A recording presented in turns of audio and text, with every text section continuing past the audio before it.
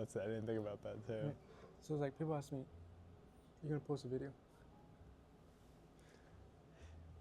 We got our Instagram account. Because when people, yeah, right. But then when people follow you on Instagram, they're not following you for like, they're following you for you, you know? All of a sudden you just spamming them. Yeah, Zandy. It's like, yo, did you? You have an Instagram account. At this point, yeah, sometimes I be like that. No, but I respect my friend or anyone else I see that posts like, yeah, I'm right. That's true. That is true. You know, like as a friend, you're gonna be supportive. Right. But then there are connections on Instagram where you're like, I don't even know that much Instagram. Yeah, there's a no spot. See it? Yeah, right. Right. But then the fact is like, oh, we want to grow a platform and spread our message. You're gonna have like thousands of people. Right. It's like, something about meeting one by one, face to face. Like, yo, I've seen this guy before. Yeah, it depends, I guess, how much you actually care about that person. But Instagram is so big. I got like 500 followers, like 100, 200 of those people that actually, like, you know, if that. You know what the messed up thing I did? I started cleaning up my social media. What do you mean? I clean it up. Digital pillar? No. I clean out the social medias, the follower and everything. Really? I'm like, because I know people follow me. Right. Because at one point in my life, I'm like, I thought about privacy. So I said, you know what? I'll keep my life private before I'm like, want to make all this video. So I started cleaning up, but like, I know this person. I don't really know. We just hit follow each other for the sake of pleasantry. Yeah. And like, you know what? I'm hit follow. I notice how many people I follow. There's no real body connection. It's just for the sake of introduction and kindness. So I clean it up. And now, all I have left is, and I clean up people that follow me. All I have left is people that nobody. Actually, all I have left are people that actually know me. Or I've seen at least once in person, or a couple of people that I look at, and I'm like, and that make it even worse. Everyone on your phone, you're some form of connection to. Right.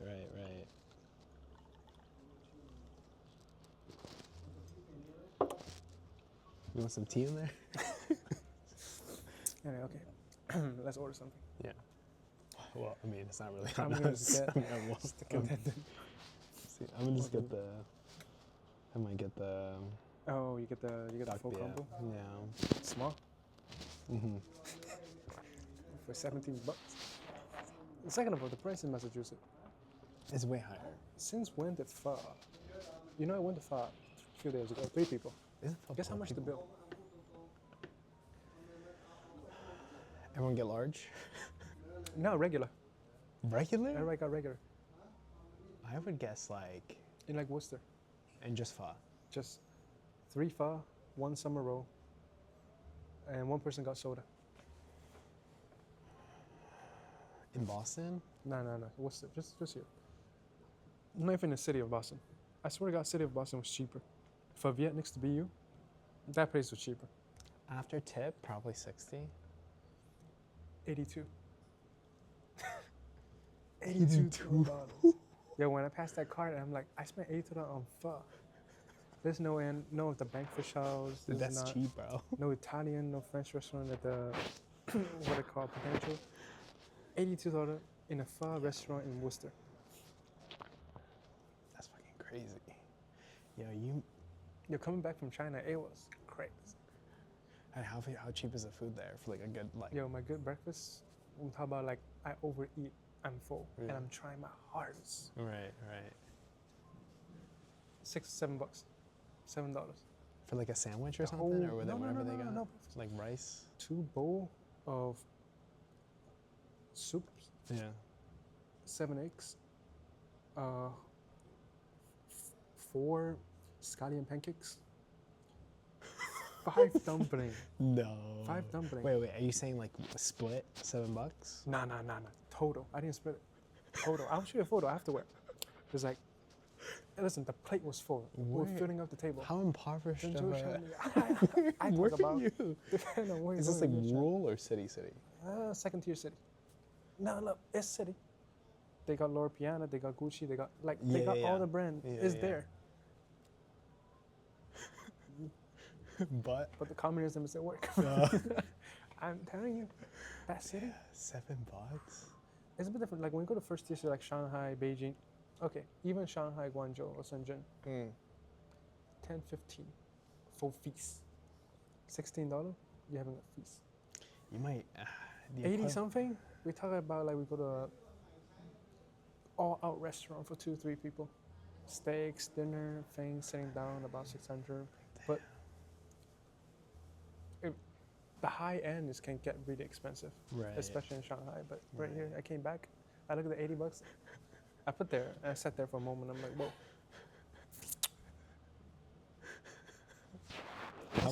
How much does $7 and $8 cost in China? Like, you use when? Times 7. Times 7. Mm-hmm. Like 50 when? 50 yeah, when? About. Yeah, yen. 42 yen. This makes it easier than robbery. I'm looking at damn, so like what? So 50 yen over there, or is it 50 yen?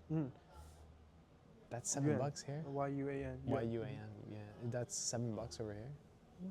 Damn, that's crazy. Like, but then the value, like of 50 is like nothing.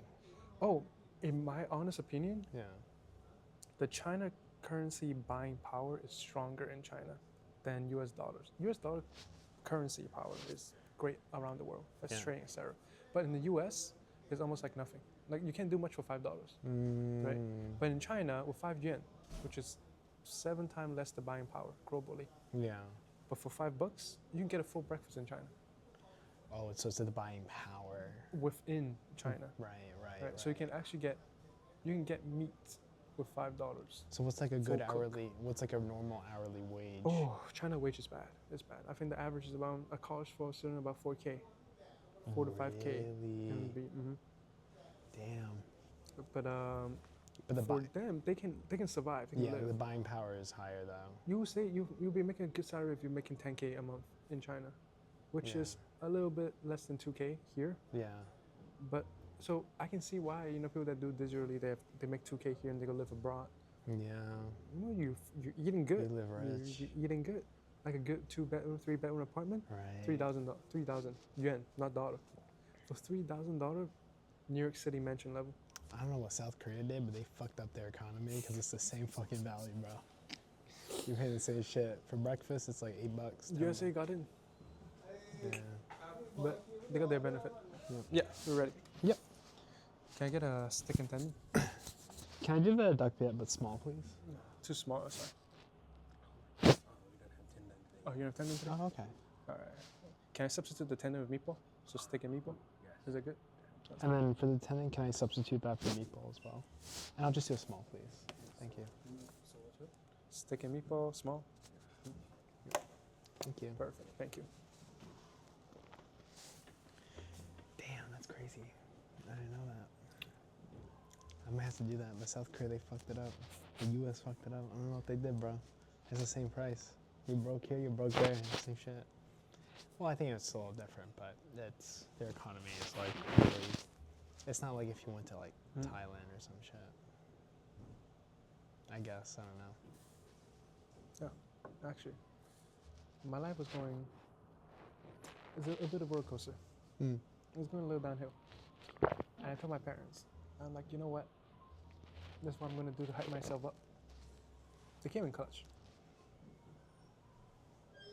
I watched the F1 movie, right? Yeah. And I was like, yo, Brad Pitt got me. Right. Brad Pitt got me. I look at him, I'm like, is this a movie about him and then there's another guy and he's training? No, the other guys, they're already good drivers. Yeah.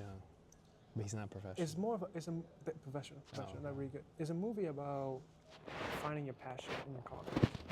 Right? After watching the movie, it got me hyped up. And I said, you know what? I can relate to that. Right. I got my mom, I went to a Rolex store. Okay. You went to the Rolex store? Yeah. I went and started watching Rolly. I'm like, damn, how much is this? And he told me, waitlist. I'm like, I see how this works. Right.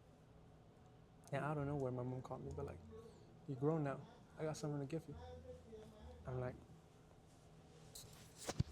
what's going on? Yeah. Yo! Holy shit.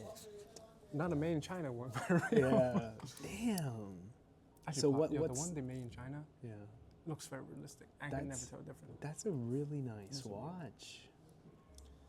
You see the base model. He said he got it for me when I was just a little boy, around 3 years old. And it's been there for many, many years. Damn. And so now I'm growing up to have it. Do you know what, like, what's it called? The number? Yeah, like what it means, like what the value, whatever, like what it's like. Oh, the value is about 12K. The number, I gotta look it up. The number is submarine something. Submarine something? Submarine something. This is nice. You got the whole cereal, the whole box and everything. Right, this is nice. This goes well with virtually everything. Almost. Mm-hmm. Almost everything. For even you can hear you put it next to your ears. Just press it against your ears. Don't be shy. Flip it around. Press the face against your ears. You hear. That's so crazy, bro. This is amazing, dog. And it shows you the date. Mm-hmm. That's wild. This is gonna be day one. And one day, you know what my mom like? That when we get her one day, I want to at least. And I'm gonna have to bring it to. I want to get her AP. An AP? What is that? How to pronounce it? Achman Paget. P-I... Something like that. I will look it up in Google. AP is another watch brand. Oh, I take that back. But that Philippe, she has it. I see it in magazines that she has at home. So I'm like, I do want to able to get her one of those today, if I have the chance. Is that like? And I look at my boys and be like, yo, I made it. You know, everybody, one Rollies. Is that damn? That's ridiculous, bro. That's such a nice design too. Probably can't, but that's such a nice design. I appreciate it, but I don't. The value of it, I think this one is a little different. This one more become a memory piece due to how it's achieved. Right. I was into watch, not because of like I follow watch brands. Yeah. I was into watch because I like the engineering of it, of watch itself. So I was never amazed by what brand does what. But I also understand it due to the value of it. So when I see something, when I see a watch, I understand, oh, it is almost like a, what do you call it? Invitation ticket for conversations. Or the basic ticket to get into somewhere. Right. Because let's say you use this table. If same as sport car. Right. Because if you're into it, it's super easy. Like anyone who owns one, I feel like is an enthusiast to some degree, right? You wouldn't be someone who has that and not be like a slight enthusiast, even at the bare minimum, you know? At some point, we're drawn to the value of it, or the brand that I've built. Right. Whereas, like, whether you like it or not, you might get it just for the sake of, oh, I want to be perceived this certain way. Yeah. But after you get it, those who love it for the watch itself and get the piece. Right. But sometimes I can understand why people get it just for the image that they built or certain type of feelings that they get, and whether they love it or hate it. Wearing a richer Mille, knowing that 560K is on your wrist. Right. That's somebody whole 2-3 lifetime paycheck or something. Be like, yeah. I'm worried what you're living in. Right, because some people have it, but they don't have. It's just a perception. Meaning, some people have it, but it's not a reflection. Some people, and I think it's different for some people. It's like I know a lot of people who, like some of my friends who really want the watch, but then it's like they don't really have the value behind it, right? Because some people buy the watch because they're at that place, right? And then I think some people buy it solely because they want to be seen in a particular way. And I think it's like having the nice car but not the house, you know? No judgment of both. I think for some people it works. Like the biggest thing I have in the F1 movie is the world they live in. It's different. Is very different from what we see every single day. You don't see people like this that come unless you go to the right places at the right time. And some might say it's but F1 was different because everyone in that movie love it for the engine, the machine. Not just because I want to be flashy, but they're in it. So it's not like I'm going to have a Mercedes for the sake of Mercedes. Ferrari. No. We're Ferrari, Mercedes, but we're crafting the highest engineering of what a mechanic car can do. Yeah. So it felt different. It doesn't feel like, oh, this is something that just screaming money is about. Look at how rich, but more. Is the F1 thing with Ford or no? It felt passion. Yeah, the Ford versus Ferrari. Yeah, and then like I don't know if Ford has a team now. I don't know. Right, but at the time, I think I've seen clips. Is it the one where they're like, they have to make a new car, a good machine? They have an old driver or whatever. I don't know if that's F1. Okay, that might be a separate one. No, it's also car races, but I don't know if that's F1 because F1 car doesn't cover you. Yeah. The driver exposed. I think Formula 1 is the fastest of them all. Right. They have a bar arcade and F1 created like a simulator. We'll have to go there one day just to hop you in there, but it's and it was seeing how passionate it was about the design. Right. And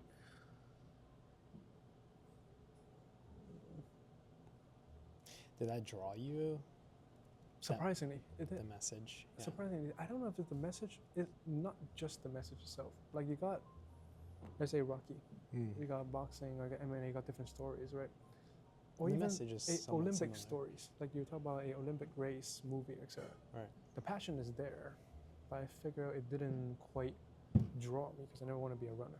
But I understand the spirit and the mindset. Right. UFC a little bit more. Because I'm like, I'm interested in some form of combat sport in a certain way. But F1, surprisingly, that environment drawn to me a little bit. I don't know what it is, but it feels different from when I look at something else and be like, I'm doing this for the sake of doing it. Yeah. For the sake of money. Right. But I felt something drawn to me a little bit. So who knows? We'll figure it out step by step. Oh, thank you. Thank you. This one is this thing is. Oh yeah, that one is yours. Yeah. That's good though. So I felt there was something in it. Thank you. Yeah, that's awesome, man. I'm happy to hear that. So. No, but Brad Pitt drew me though. I tell you what. You looking at Brad Pitt, I'm like. Right.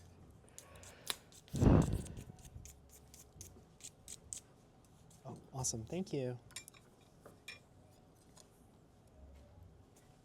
It's cold. It's cold, bro. What's the temperature? 3 Fahrenheit? Yeah, I think so.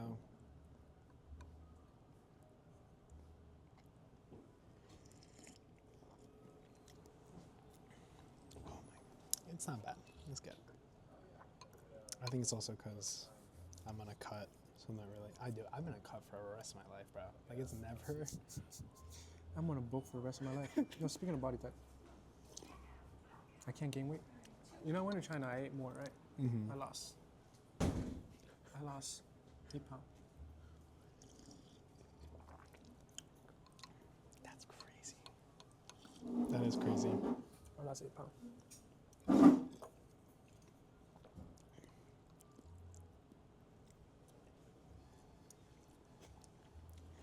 But do you really eat though? Right? Like, that's the thing.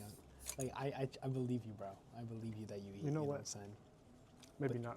Maybe you're right. Thank you. Oh, thank you. Oh damn, I forgot about that.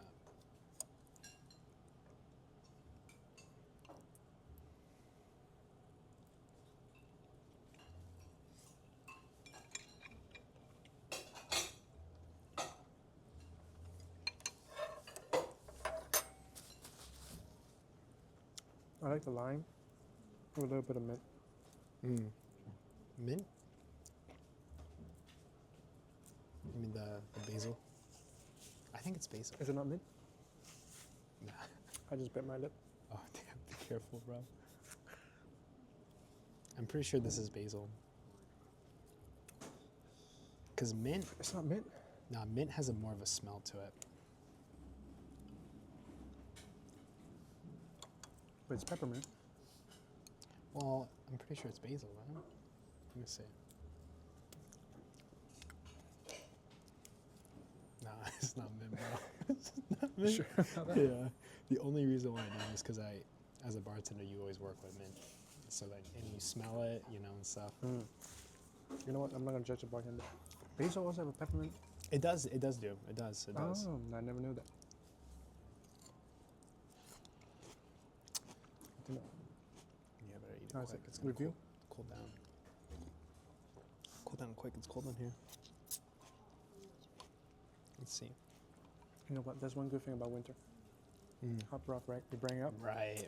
That's it. You're ready to eat. Right.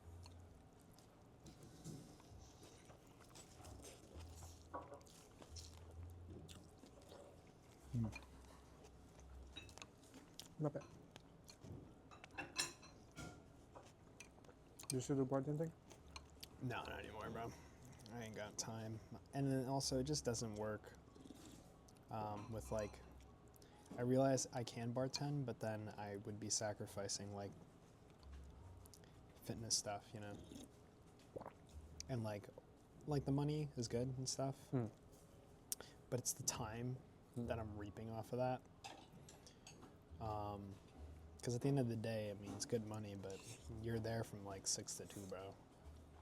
You know what I'm saying?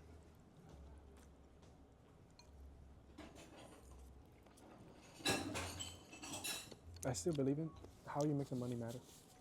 Right. How you make the money matter. I mean, unless you're in survival mode. Right. But how you make the money matter.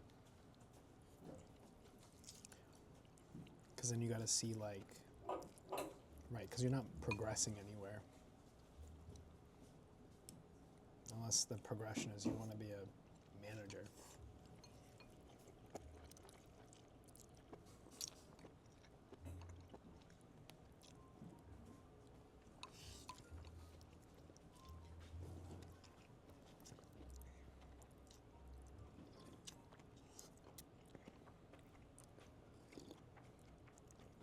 So you gonna work for F1, bro? Is that what you're trying to say? No.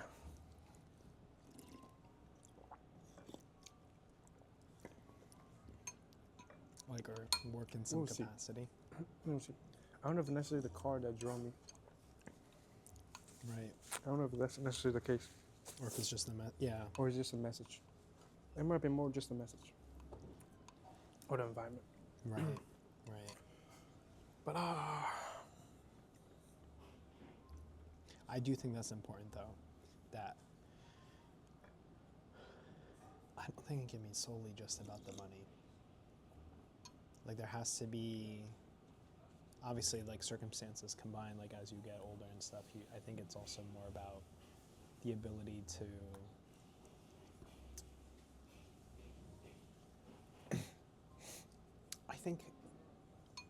I like the idea of, like, perfecting a craft, right? So I think as you work in whatever setting, part of that is you're perfecting your work and your technique and stuff. And I think being drawn to that outside of these conditions of what we live in is important.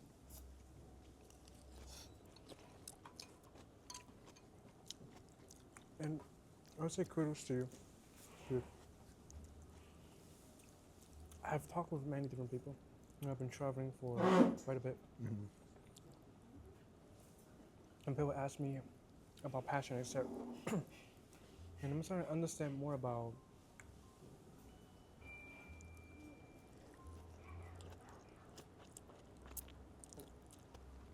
what it's like when people say they found a passion, something that leads with their heart, not just with their mind, and not their whole mind take over. Right. And when you go against it, it's difficult. When you go against it, at least I try. I spent a long time, couple months going against it. Going against, like, what exactly? Like, you're... Just for the sake of money. Right. But just for the sake of money. Just do it just for the money. It's like, all the thing that I'm feeling is just noise. Just cancel it out. You just have to do this. You're going to do this. You have to do this. It doesn't get better. I tell you what, it didn't get better. It didn't get better. Sure, it didn't get better. It destroyed relationships. It destroyed environment. It destroyed your self-confidence. It doesn't get better. And before you knew it, you're in an environment and be like, what? Let me tell you what I liked about F1. Let me tell you what I like about F1. So I flew all the way to China, right? Right. So other than Brad Pitt, you know, when I saw JP driving his Mercedes in that car, I'm like, yeah, I want to be that. I want to be that. Listen, I called my friend, my other friend, and said, oh, so you're just gonna be fucking rich. And I said, it's good to dream. Right. It's good to dream. Yeah. I think you can't even dream. You know, we gotta dream. Yeah, we gotta dream. I don't care. We gotta dream. Right. Call me on the surface, anything. But I looked at it, I'm like, that main character in the video was like what, 24, 25. I'm looking at myself, 24, 25. I'm like, that could be me. Right. That need to be me. I've been saying this since, as far as you know me.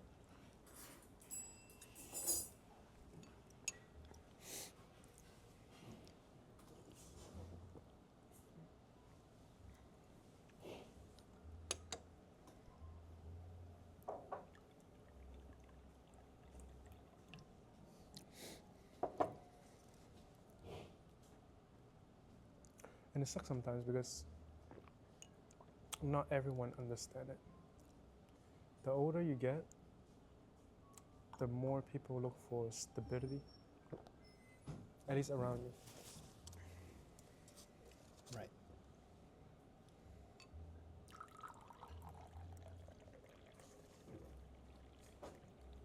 Meaning, like less people are willing to cut out the noise?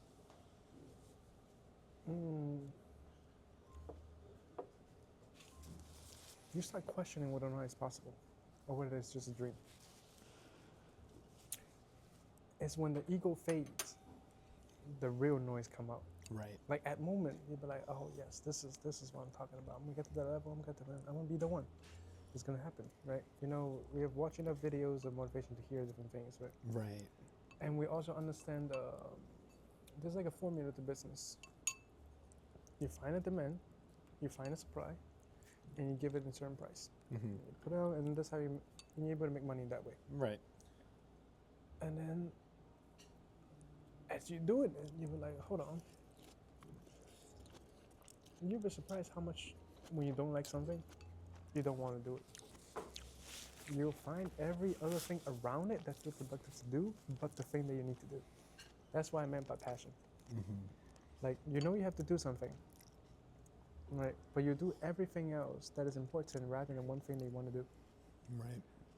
And I keep asking myself why, is because at least current me think there wasn't a message behind it. Or there wasn't something to connect to. It's like, okay, I'm doing this, then what?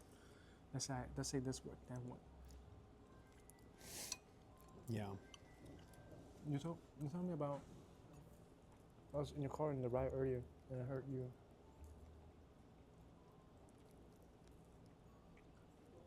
talk about the career path you're picking, going to do MD. Yeah. Maybe in time of doubt, maybe you still remember why you're doing it. Maybe because of your grandma, you have a personal connection to it. Right. But okay. And it's a moment when the ego fades, and you're just there instead of your own thoughts. And you think of it, is it worth it? Like, is it worth? Why is it worth it? And is it worth the sacrifice that you have for it? You know what I also learned about after being 24?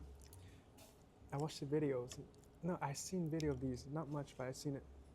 People talk about, oh, we get lonely, or hear the noise without. And at the beginning, I was like, how true can that possibly be? Then suddenly, I'm like, oh. Everything okay for you? Yeah, everything's delicious. Thank you. Thank you. And the moment I experienced it, I'm like, oh. So that's what they meant. I never thought I would feel it. But I know, like, so that's what they meant when everything turned their backs on you. Whether it's people you trust or people you love, when they say, oh, it's going to be a really dark, lonely period of time where no one else understands you, no one else knowing, and you're lost as hell. And you ask yourself, and you just keep doubting and doubting and doubting and doubting and doubting. And before you know it, some people find a path. They find something to hang on, or they do something and be like, oh, you know what, this is working. Right. I'm at this stage where I already put many years into this type of lifestyle. Do I switch it up? Or do I not switch it up? Right. Like, it could be very much be like, oh, you know what? I give in, I switch it up. I'm gonna try something else. I'm gonna go with the more safer route, which also works. You might be wanting the safer route. But I still dream. Let's be like, okay, this amount of unachievable madness at this such a young age. Right. And it's so hard to do it. I want to be like, but I did it. So other people can look at it and be like, now you try and copy it. Right. To realize how hard this is.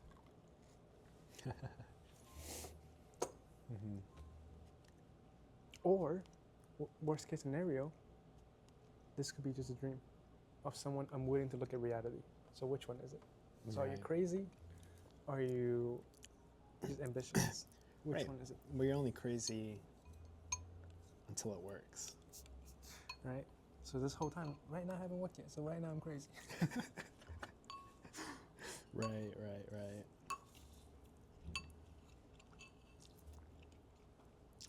That's a really good way to put it, actually.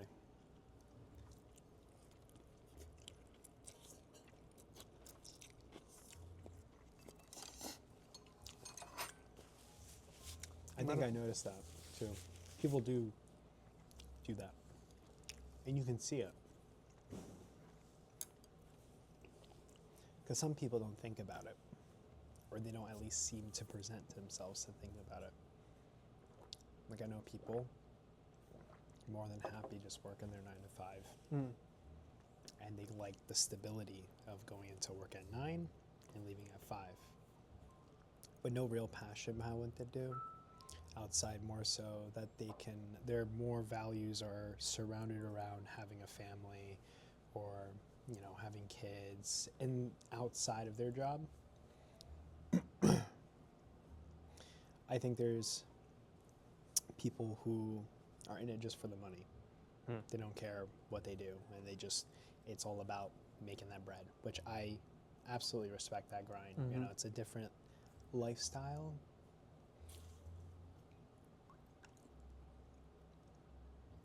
But it's tough, and it comes at a cost.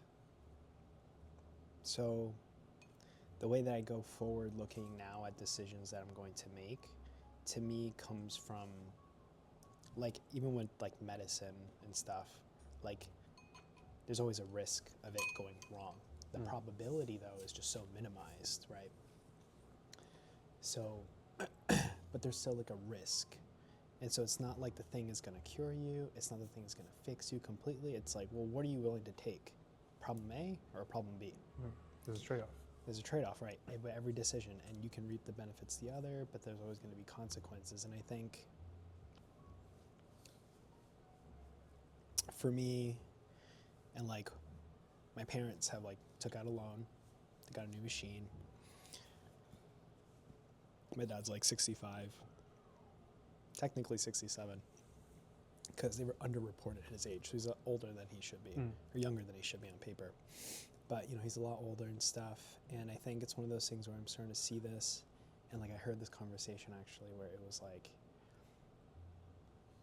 I was eating in the kitchen. I could hear my mom talking to my dad in the living room. And I was just, like, listening. I was playing a video, and I was listening. And she said something like, oh, let's just take out this loan.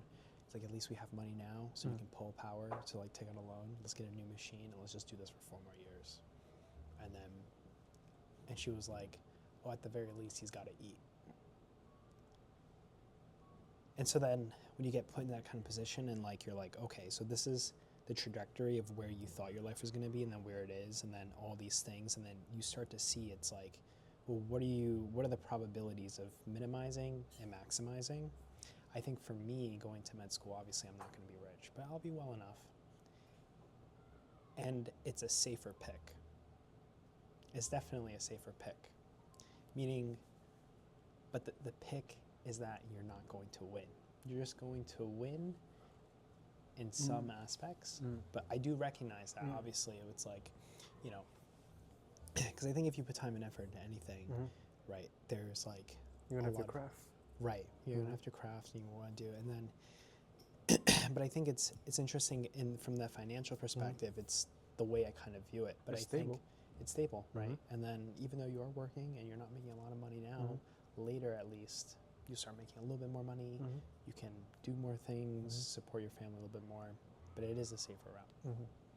And I think, but those external things, I think, have to harmonize with your internal thing, because like just what you said, there are going to be moments where it's going to be hard to block out the noise.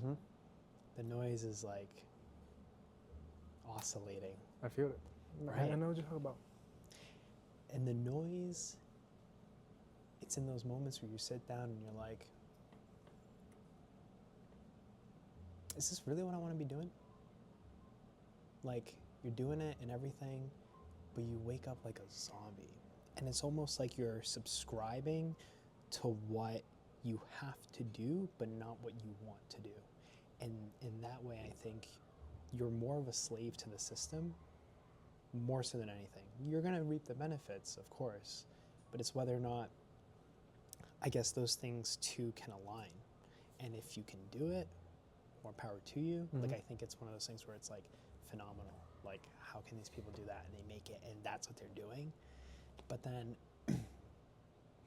I think there's some degree there has to be a level of passion, which gets you up, and it kind of helps you be proud of what you're doing, not just because you're doing it. And so I think and so for me, the medical route kind of, it's not just for the safe pick or for the financial. And at first I thought so, that's what it was. And so I wasn't really very keen to it. But then the more I thought about it, it's like, okay, well, if I'm going to pursue something, it has to hit like a few things. And so financial aspect, it's whatever. I'll be in loans and debt, whatever, for the first few years, but at least time will be on my side a little bit. Good old 300K. Right. But then it may not be enough time for my parents. Right. And so that's the hard truth. Right. And that's the risk, where you want to be able to enjoy, like, you want it now, the immediate now, but you don't get that with the safe pick. It's so for 10 years, good luck. You know, like, it's not going to get, versus where if you take the other path, it could be more. But I'm telling you something, the other path, you might never get either. You might never get either. Like, you can be like, yeah, if you make it, you get it now. But the trade-off is, you never get it. You should just went the safe pick anyway. Right. And so I've set myself to this. After the new year, I started thinking, I'm like, okay, like, I have all these plans and thoughts, but so I ended up, I'm still dating this girl, Khadijah, but she bought me like a planner or whatever. I was gonna buy like one of those big calendars, and I think for this particular year, I'm gonna put due dates on everything, because I realized, like, part of it, it's not just, I think I've gotten really good at creating a system, meaning, like, right now I feel like my back's against the wall a little bit in terms of time and how I have, like, it's almost to the point where I've realized to fit all the things that I want to do and all the goals that I want to hit, then, like, health-wise, exercise-wise, and all these things, it's going to be 7.5 to 4 hours of sleep. That's what I'm working with. And if I cut a little bit of time, I take a little bit, I start doom scrolling, I'm on the toilet, whatever, something happens. That's 30 minutes of your sleep, bro. That could be from 5:30 to 5 hours. You know what I'm saying? So it's like, I've realized, like, I need to set up my day in such a way where, like, the only thing that is going to be valued, it has to be consistency and repetition. And so I've essentially, which I think I've worked really hard to do prior, is like cut out, like, in terms of, like, once I make a decision, I need to make the most minimal effort to get that decision. So it's like very practical examples, like, you have to go to the gym, but you have to get this ready. You have to make your pre-workout, you have to pop out 8 fucking bags, and bro, how much willpower, you know what I'm saying? And it takes up some time. And so, like, on Mondays, I have these, like, I bought these containers, 5 containers. I have all my pre-workout prepped. But the day before I go to the gym, I have everything prepped. So when I wake up, it's just grab, go. And then once I'm out the door, I can easily hit these things with very minimal effort put into it. Like, meaning, like, it's not like I have to do this. It's like I set up my system. And so I've realized the importance of having a system. Obviously, that system breaks, I think. Meaning you can't maintain it. Some days are just going to be, like, really bad. Do you enjoy the journey? Like, I know, another thing that I asked about is, here's something that food for thoughts. You picked the goal, you talk about your parents, how over times, they might not have enough time. The safe route and the achievement, the safe route, the end of the way we talk about, okay, now there's a purpose linked to it, so that's good. And there's a passion linked to it. But there's also a financial part. Are there things that could be done along the way that doesn't require the financial? That's something that I asked myself. Because I was doing all this traveling, I say for work, and I'm like, I look at my mother and I look at my father. They're both, they're both at an older age. Yeah. And I said, would it have been more worth it if I just spend the time to travel with them? You pay to get there? Together? Yeah.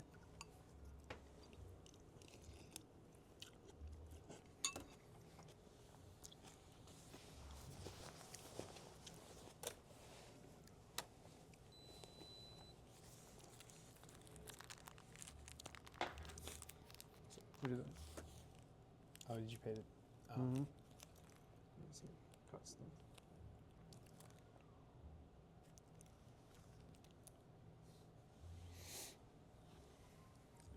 Perfect. Thank you. Thank you. You got cash. You got cash? For your troubles, bro. Oh, shoot. I got T2, bro. How much was tip? $4? $4. For tip 2. Nah, this is included. That's included. It's included. Okay.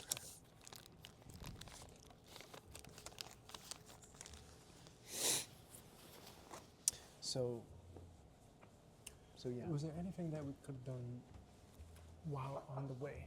Because the thing I thought about is like regret, at least from my perspective, to pursue in the midst of all these chaos. I've given up important relationship to me, multiple of them, where all I had to do was choose to settle. That's it. And it's a lifestyle where you ask, sometimes I think back, you ask anyone, but like, oh, Andy, that's like perfect. Like you got a bachelor, you got your master, you get a good job making 160K. All you gotta do is just settle. And the idea of, you can work and build your business at the same times, etc. And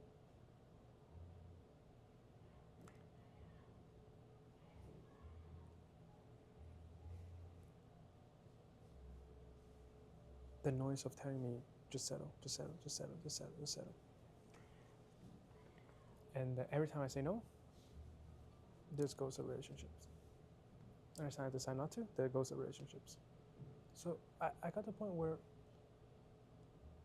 I thought to myself, oh, I'm committed to this.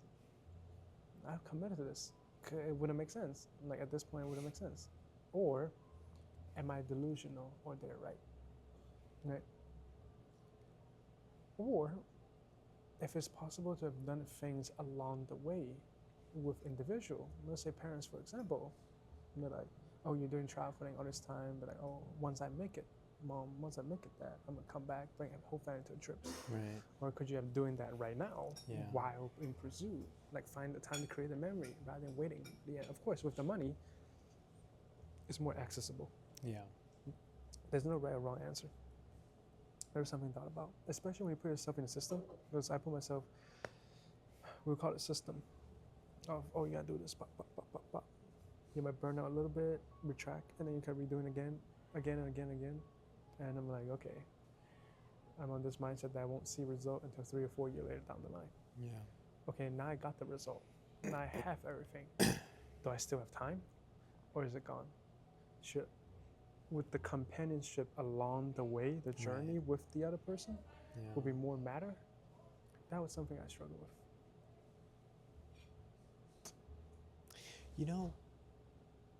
Yeah. It's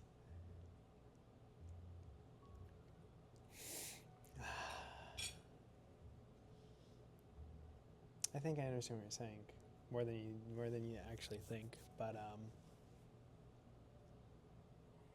with the exception of your parents, other people won't understand. That is true in my case. That's true in my case too. You'll be surprised. Without the exception of your parents, nobody else will understand. I turn around, I look at other people that talks to me, other friends. They chose a lifestyle they want, or comfort. But I also know there are people who look up to me and be like, you know what? Andy's living it, but that's a lifestyle. Yeah. And I'm like, and they make it one day, Andy, one day. And I almost see it as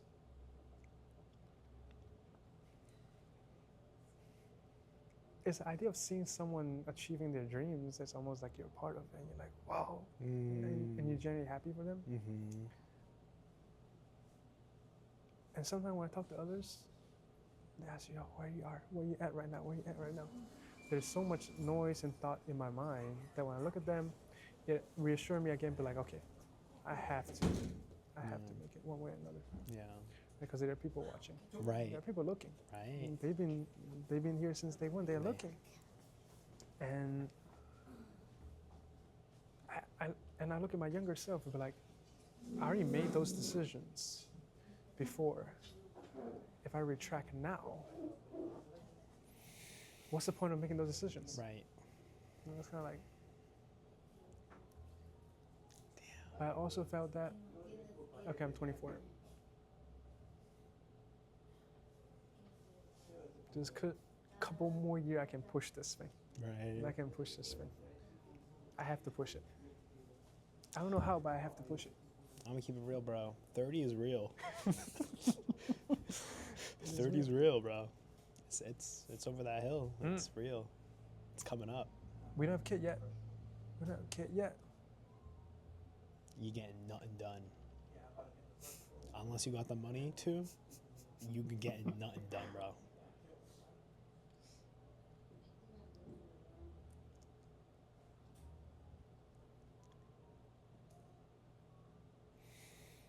I think it's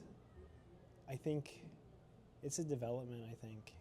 When you put yourself, when you see, which is what I really liked about developmental psychology, it's like as you see people age, there's situational things with the age, the environment, that add to the way that we think, right?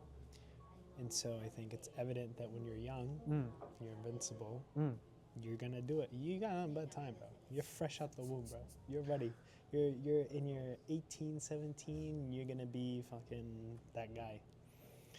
And then as things start to get older, you start to weigh that value, I think, with other things, because you are still just a human. You're reality just hit. Right. They come. Right. And your noise start coming in. Right. And you thought you're gonna be a millionaire by 18. Oh, not yet. And here we are, 24. You thought you're gonna be 21. Not yet. Right. And be like, what?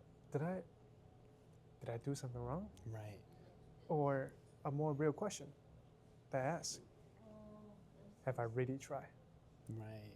That's another serious question. Right. Because there are criticism from the other side. There will be. And you hear others people's telling you that you should do this, you should do that. Sometimes, to a sense, they're correct in their worldview. And then imagine you will live a stable. Yeah. You will live a comfort. Yeah. They want the safest for you. Right. And if those who have a good heart and just telling you what they know. And go back to what you're saying about, with the exception of your parents, right? Most people. No one understands. Because, like, time people think of so interestingly, and it's so relative, but the bare minimum of it is that it's technical, meaning you only have 24 hours in a day, and there's only so many minutes in an hour, and things don't evolve into nothing, right? It's one of those things where I think, so when people say they want time or they want this or they want that, they won't understand if you don't see them. They won't understand these absence of time where you're actually, I think, like working towards something. And everybody want your time. Everyone want your one time. One or another. Right. And then in some degrees I thought, oh, you know, as I get older, am I going to look back and think, oh, I regret not making more memories or sharing the time of my life with these people I find valuable outside of the goals that I've set. And I've thought that. But more so recently than ever. I don't know if it's because I decided to pull this trigger on the med school. I get pissed when people don't take no for an answer. If it's like, you know, no, like I can't. And it's like, oh, come on, X, Y, and Z. And I'm like, you, I gotta.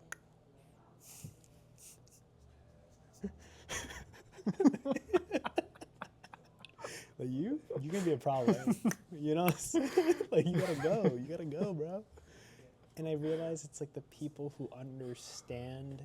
Some people do get it, but it's people who understand like what you're trying to do, and they'll understand that this is just what it is.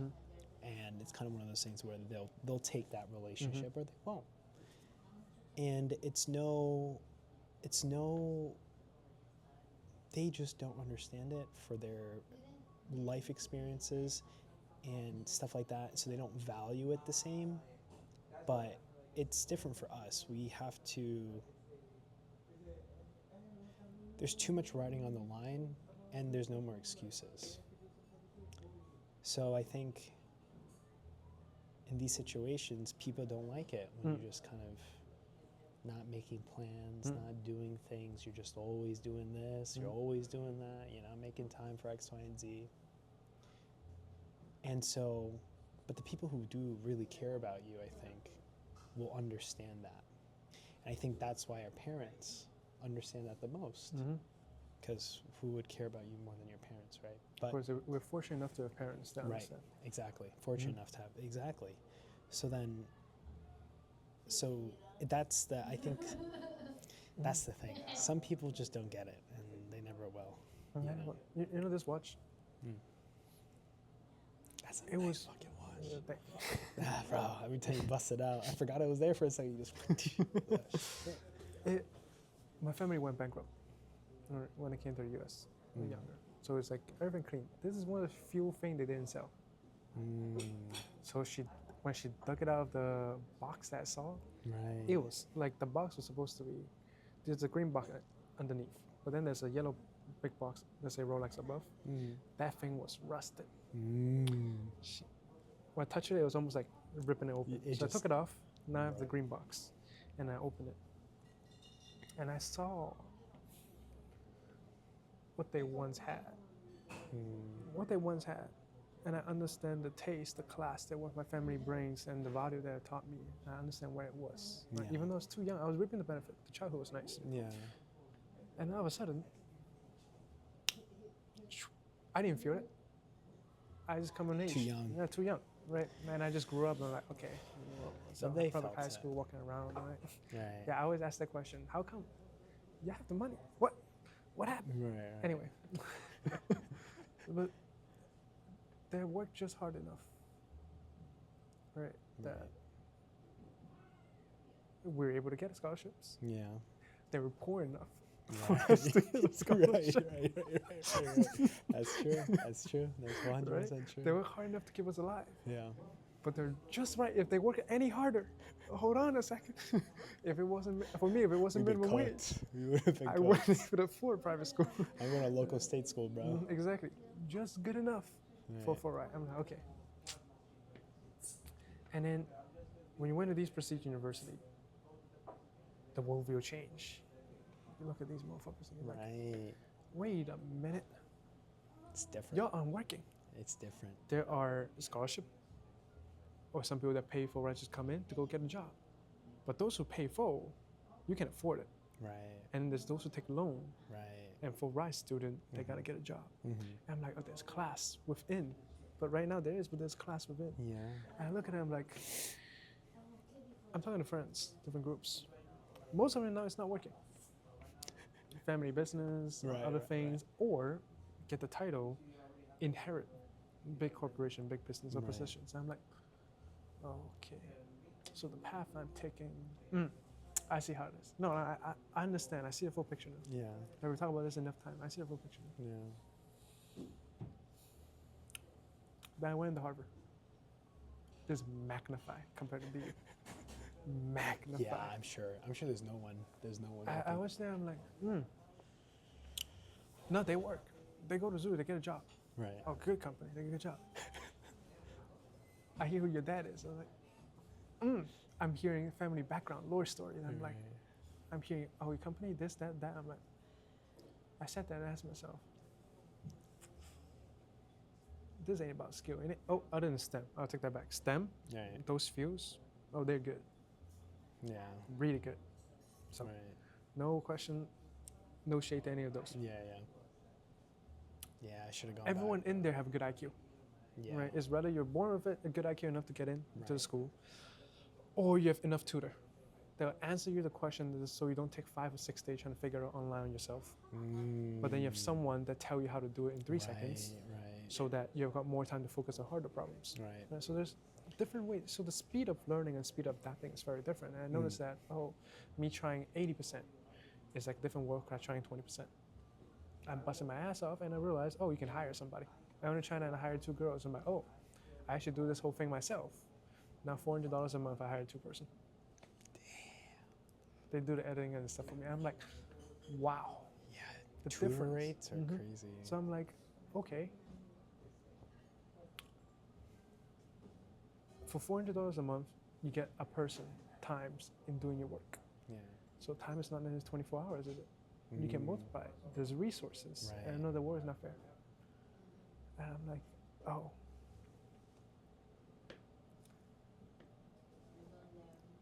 it messes with your mind. It messes with you. The brain reality. When you see it, it messes with you. And you start questioning, be like, okay, why am I going to the job? You start questioning all these things, right? And I got to do this way, I got to do that way. Especially in today's sense.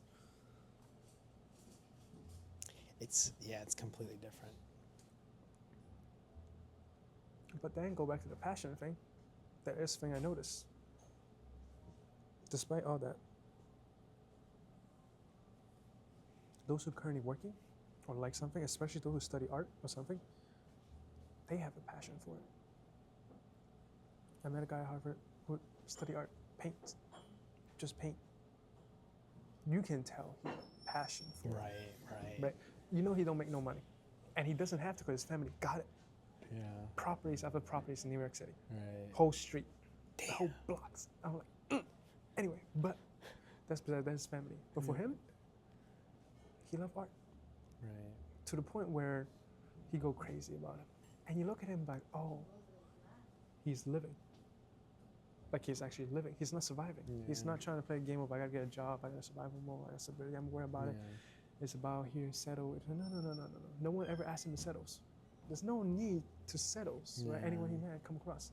He's living. Yeah, I agree.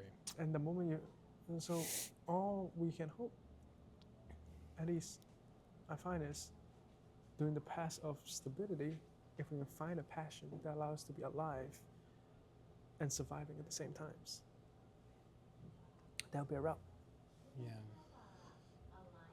It's just in my case, the surviving I want is a little bit more than just surviving. Yeah. There is a dreams. The dream is before 35 or something, I come up to you in an AMG Mercedes and be like, yo, Jason, pop, near whip. Or I'd be like, yo, your birthday, take a job, you're gonna take 2 days break. Yeah. Here, first class ticket, come out. Come out real quick. Let me show you Shanghai. Right? Yeah. Let me show you how it is. Yeah. Right? So that's like, not at the age of 40 something, not at the age of 51, body can't move anymore, but at the age where, as you said, you reap the benefit of the people you love. Yeah. And environment, something go back to about people that doesn't understand. Here's my counter to that part. environment matter. I think I started more understand what they mean by change your circle, change your future. The proximity to where you want matters, and you give them your times. I've been around enough or different class level or different situation to notice that when you need different proximity, it rubs off. Yeah. And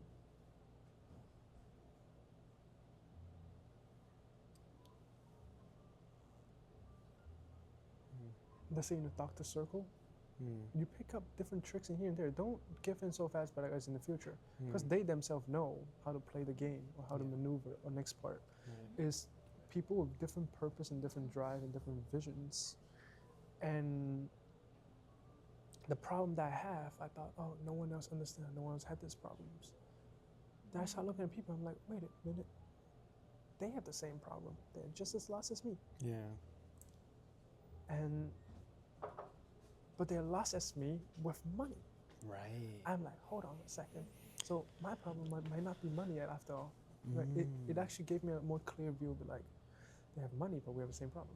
How's that? I thought money would solve my problems. But no, they have money. Right. But they have the same problem. So I'm like, oh, maybe it's not the money part. Well, don't sleep on the money part, because that part is important. I don't know what I'm talking about. It's not the money part. For them, it's not the money part. I gotta be realistic with you. Yeah, because this is you now. Oh, this is me now. This is you. Right? You $3 million later. You made the money. And right now, I'm like, okay. Yeah, this is me right now. You ever see that Drewski clip? He's like, yeah, you love what you're doing? He's like, yeah, man, I just love it, you know what I'm saying? And then he's like, yeah, money fucking good.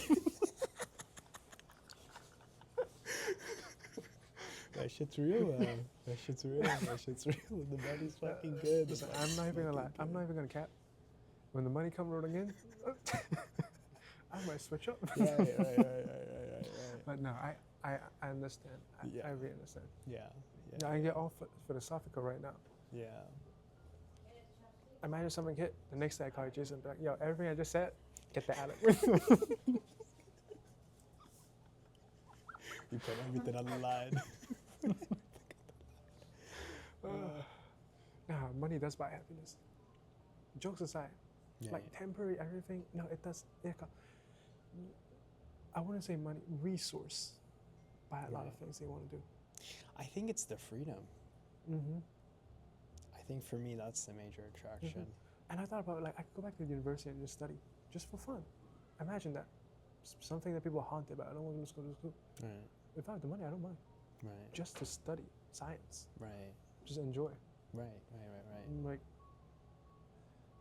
because you were really interested in that stuff too. I remember you talked about it. It is at the end of the day just the environment that drive you to be like the freedom, the resources. Right. And I think not net worth, but eventually, if you're able to see about maybe 100K in your bank account, like cash, look at it. You know what? In today's economy, I don't even think that's safe. Right. Nah, I don't think. Right. But like if 3 mil in that bank account, you look at it and be like, that's a start. Right. Maybe then you ease up a little bit. Because right now, survivable. Right. You get the parents. My dad's 70. Yeah. 71 this year. Yeah. Any moment now. He's healthy one day. Any moment is tick. The moment that tick happened. Right. That's it. That's the thing. You don't know if they recover. They probably can't recover. Yeah. Like the tick is, you deteriorate your health. Yeah. And it stays. That's a new flat line. Yes. No, sorry, baseline. Right. Until exactly. Or just it never gets better. It's just yeah. Baseline. It never gets better. Baseline. It's baseline.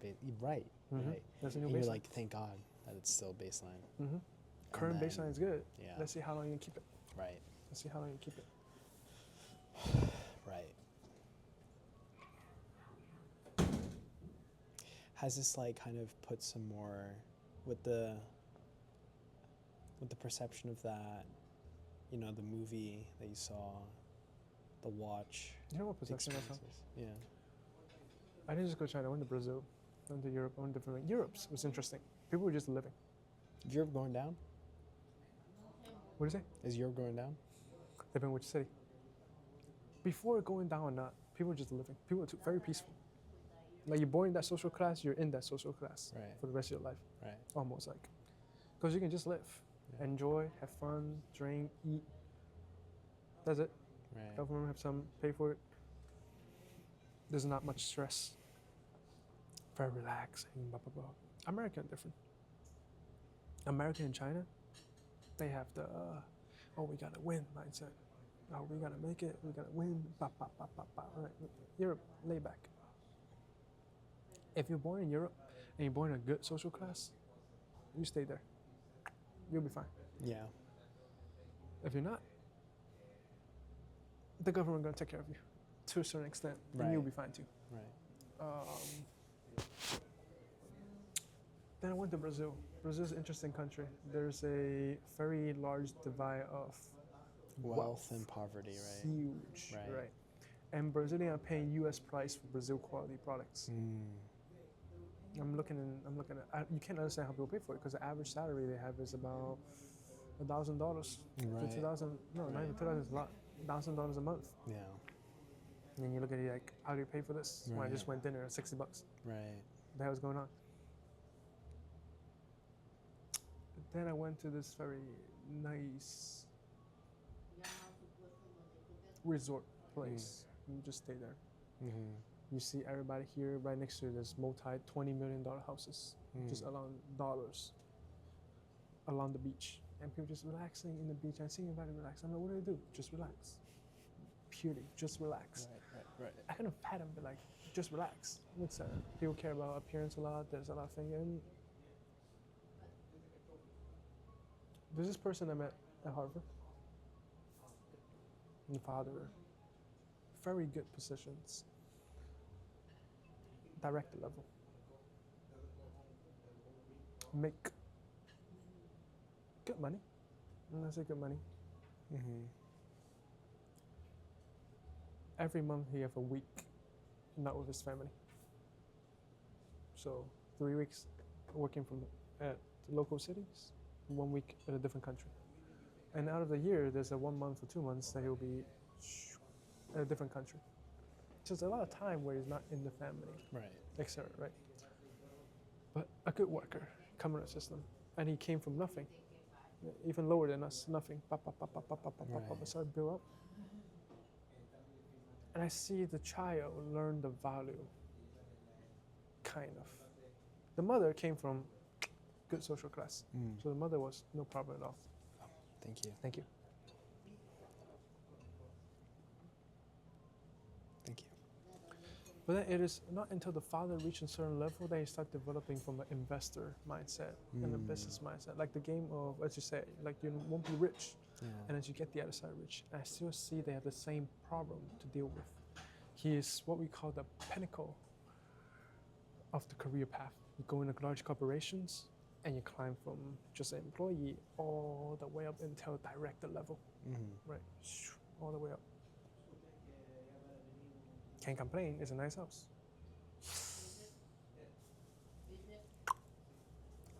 The partner, we'll talk about there's always a nicer house and put pressure. There could be a nicer house, there could be a nicer house, could be a nicer thing. And I looked at it and I'm like, I'm okay. That's okay, that's normal for me. I'm like, okay, it's not my problem. And I look at it as like, director, and I look at another director, and other regional executive director that I met. Top of the line of his company.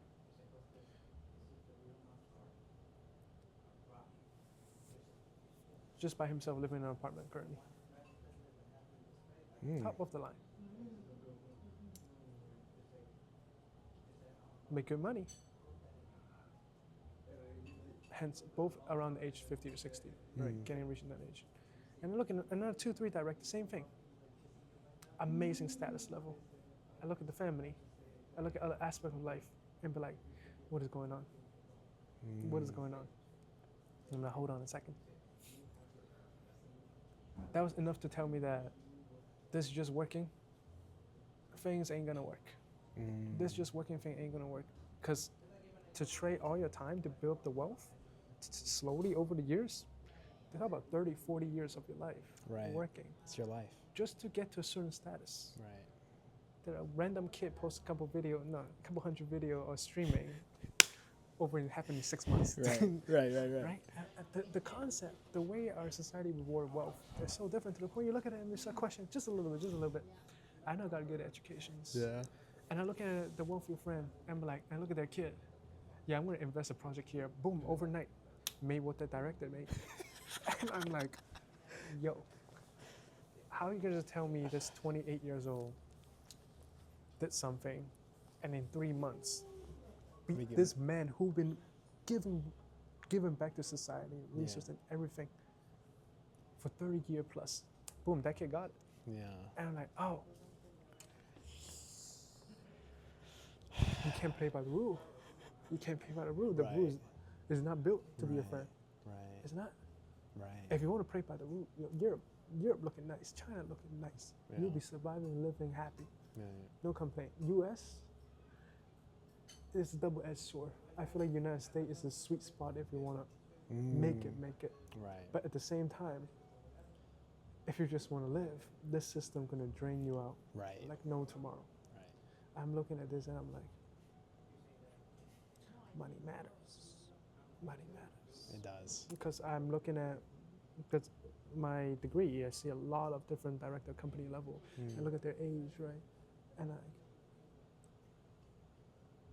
there's no point of driving a Rolls Royce at your age. Right. It feels different. Yeah. It feels different. You might call it materialistics, but the money is nice. Yeah. One thing we talk about streaming and the other thing, I think the thing that captured me, or even captured us the most, was they're at an age where they feel alive and they're doing things where we wouldn't mind joining, living out their dreams. And it's that spirit and that emotion that we like. Right. Like, I don't mind. I can see, like, being a doctor or being a financial banker, investment banker. Yeah, sure. You do that career path, you do it for fun, blah, blah, blah, blah, blah. But where there are times where getting paid to experience life is really something. Right. I agree. It's really something. Trying to open this up for me. A lot. Went to Shenzhen and looked at different factories. And then I got to experience a glimpse of luxuries. Went to UK. I didn't go in, but I saw in London the most amount of luxury car in one street.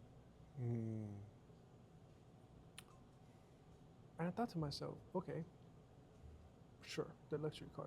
But what exactly is it that draw me?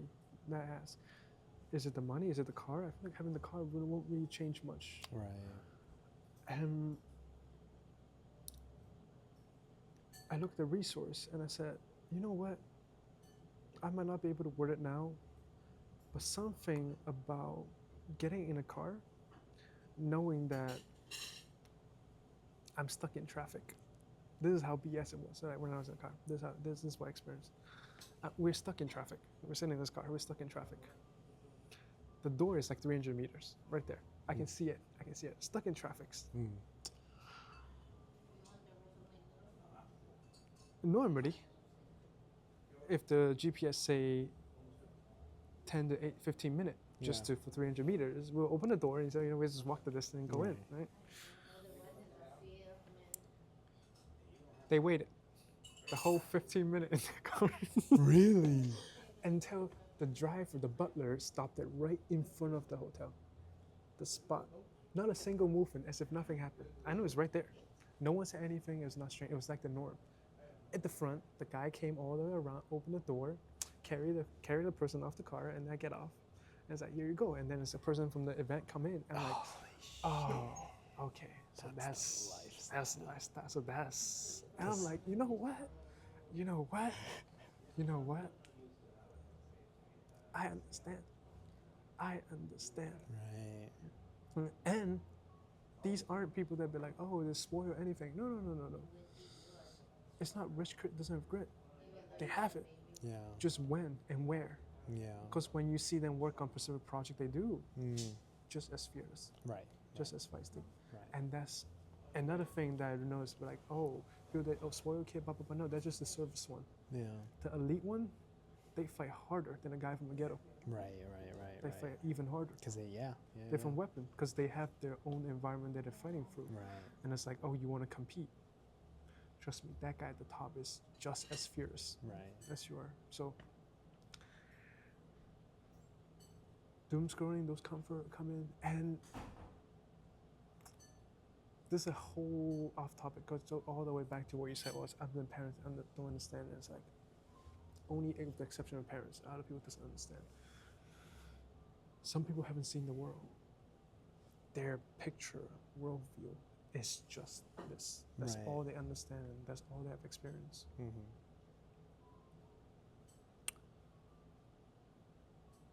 It's hard to expect them to understand the same thing you see. It's hard. If a person their whole life is just seeing corporate, that's what works. You can't explain to him then a 21 years old who's making money off YouTube. Right. They see two different views in the world. Yeah. Right. They don't understand the possibility, or the way currently they might have a market for cryptos, etc., etc. And I think it's important to explain your view. And out of these options, take a plan in. The medical route could be what you're doing right now, but it doesn't have to be the only thing you do. It's tough. You enjoy it, but keep a year out. Keep an eye out once in a while to take a look. Right. Don't.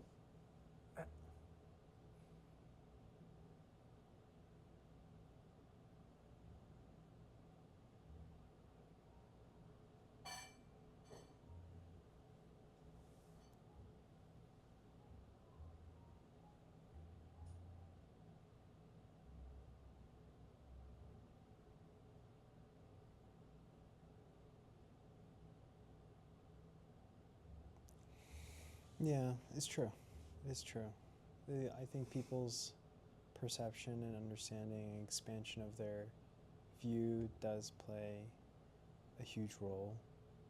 And I think it kind of what is the motivating factor.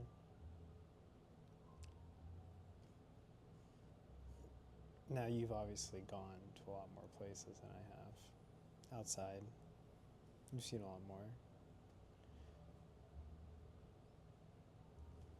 How has that changed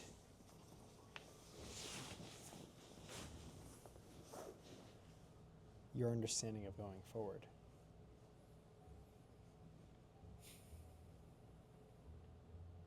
But not in the sense of understanding, but in the sense of going forward, like action-wise, in terms of how that influences you going forward.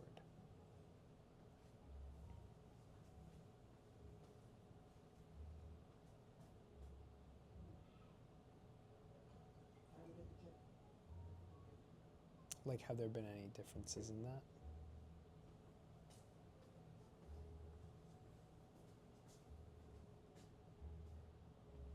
Currently today?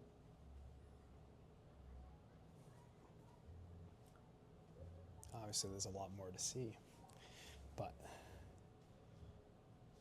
in comparison to, the average guy,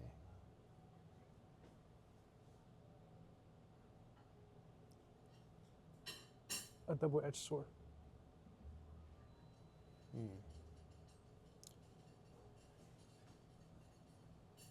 The more you see, the more you know.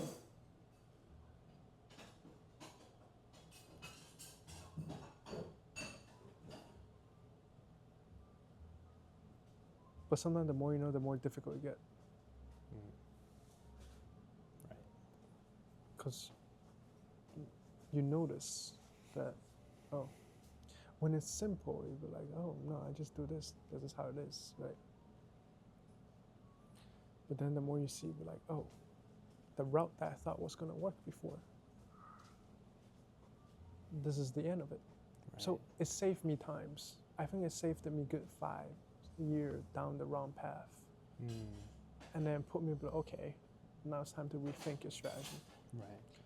It sucks to admit it, but okay. It's time to rethink about how I'm going to approach this.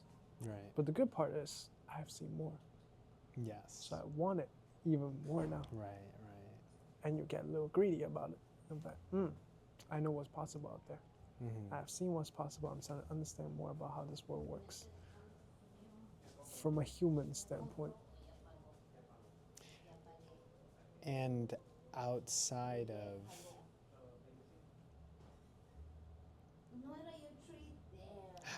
outside of the results, outside of where it goes, however it goes, can you see yourself in a later mind state when you're in your 50s and 60s, and regardless of how it goes, right? Because it's the decision and the commitment that you're making now. Do you think you'll look back and say, I wish I made a different choice? That it was worth it? That it was worth it. Let's not go that far. Let's just go ending from a couple years before, right? Let me just look back in the decision I made a couple years before. I look at it. Oh, thank you. Matter of fact, I done this just early this morning. I look back. I'm like,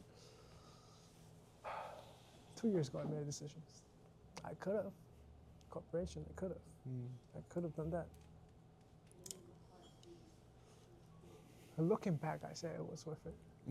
I have, surprisingly, looking back, I always said, yeah, that was worth it. When I came out of college, I didn't get a job.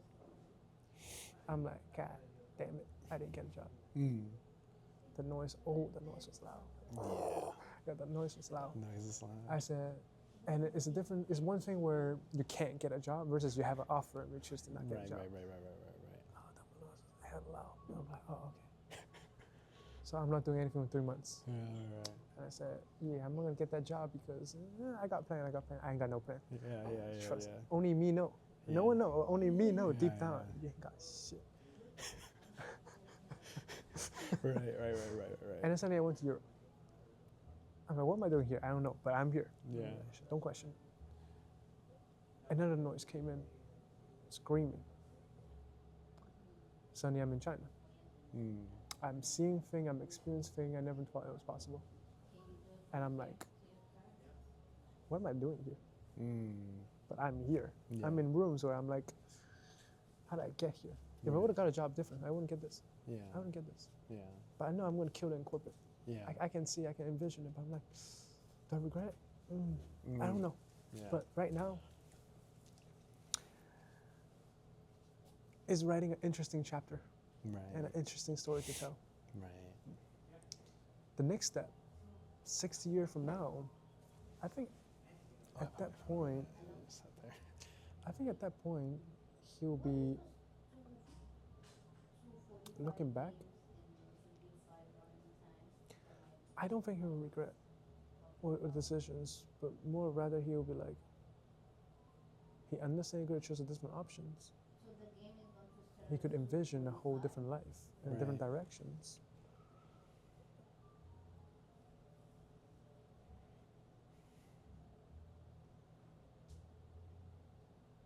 But I have more of the ideology of your life is already set. It's not up to you to control it. The blueprint is set. The people that comes in and out has been set for you. It was meant to be. When you feel that disgusting, annoying feelings or that noise that's just in your heart, not by other people, but the noise in your heart, they're just screaming, yelling at you. That might be because you're moving away from the life that was made for you. And if your life is already set,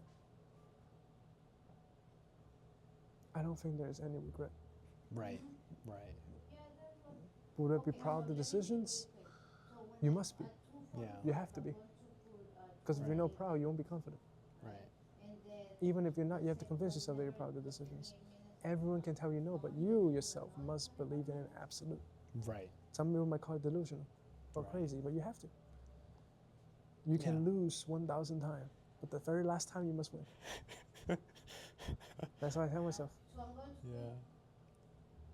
55 minutes and then you're running. There was a king in China, once I read his history.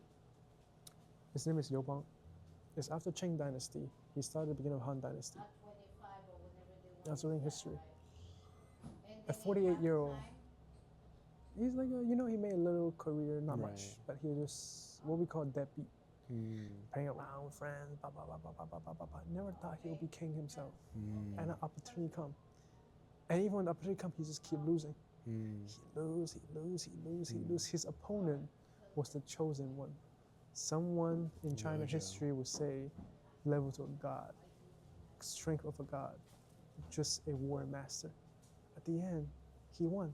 He lost every single battle, but he won the last one. Damn. And I sat there and I'm like, okay. People's gonna doubt. People's gonna annoy, gonna pass, there's gonna be pain along every single way. Every single time they're right. And most likely they are right. Right? Yeah. But all you need is just one time. You just gotta be right one time and that's it. Yeah. It doesn't matter what they say. That's true. It would be nice if some of the people support and came along the way. Right. It would be nice. But everybody have their own needs. So. But you don't have to win once. That's what I believe. I don't know how the 60-year-old, he might look at me, he might still be trying to win once. And hopefully it's not. Hopefully I ain't that down bad. Right. If at that stage I'm still trying to win once, something is wrong with my strategy. Right. I gotta relook at it. But all he gotta know is I won't regret it because all I have to know, I know that for sure. Right. I just have to be right once. Just that's it. Just once. Right. Although I do agree with that. I do agree with the idea of as you grow older, you have to be proud of the decisions you made. It's why you're there. Unless you're trying to, that's under the conditions that you're trying to control it to the best, or navigate that blueprint as best as you can, right? So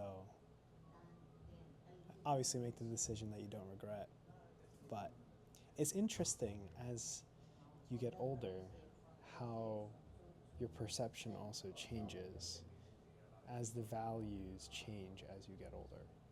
Oh. You know what's sad about that? When your value change, that's how I know you have to win at a much quicker pace. Let's say League of Legends. We both used to play it. Fucking trash. At 17, right. Getting diamond, that was everything. That was everything. That was everything. No, not even getting diamond, getting gold. Right? At 16, just getting gold. You can lift your head up. Right? If you get gold, you can lift your head up. Right now, you get it. It's indifferent. Right. But at that age, so right now I'm talking about, I want that lifestyle. I see it calling. Right. People think Brad Pitt, it was a character. No, it wasn't Brad Pitt in F1. It was the young driver. I saw how young he was and where he was at. And he said one line, he's like, he let the main character win. And he said he's just going to keep winning afterward. Might as well, because he already there, he could taste it. Yeah. And I saw how young he was at this, and that is what made me be like,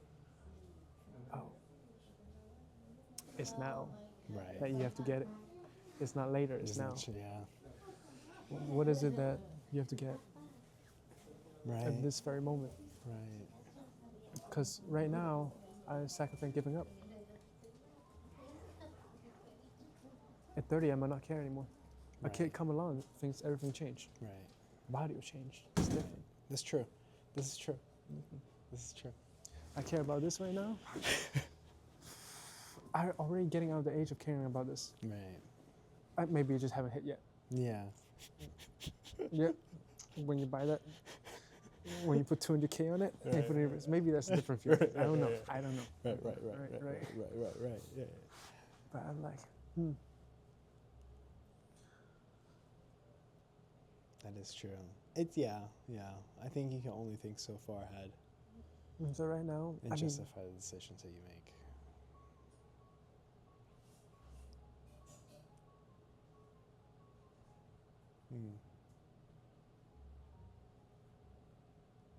Going to a good university. Let's say university, for example.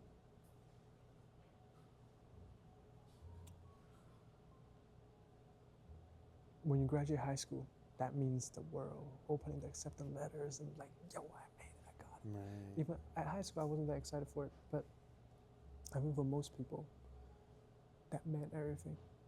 Going back to university or going to a master's degree at whatever prestigious university you want, it hit different. Now you look at the bills. You look at the bills, right. And you're like, and you start calculating, what can he give me? At that age, you don't know what to give you. Yeah. Or if you have a family that calculated for you, sure. Right. At that age, I have no idea what to give me. Yeah.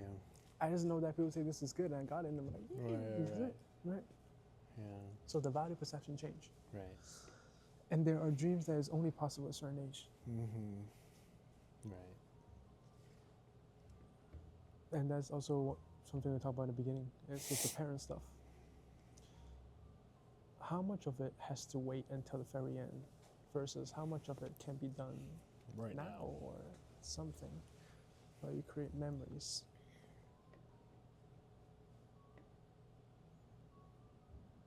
Right.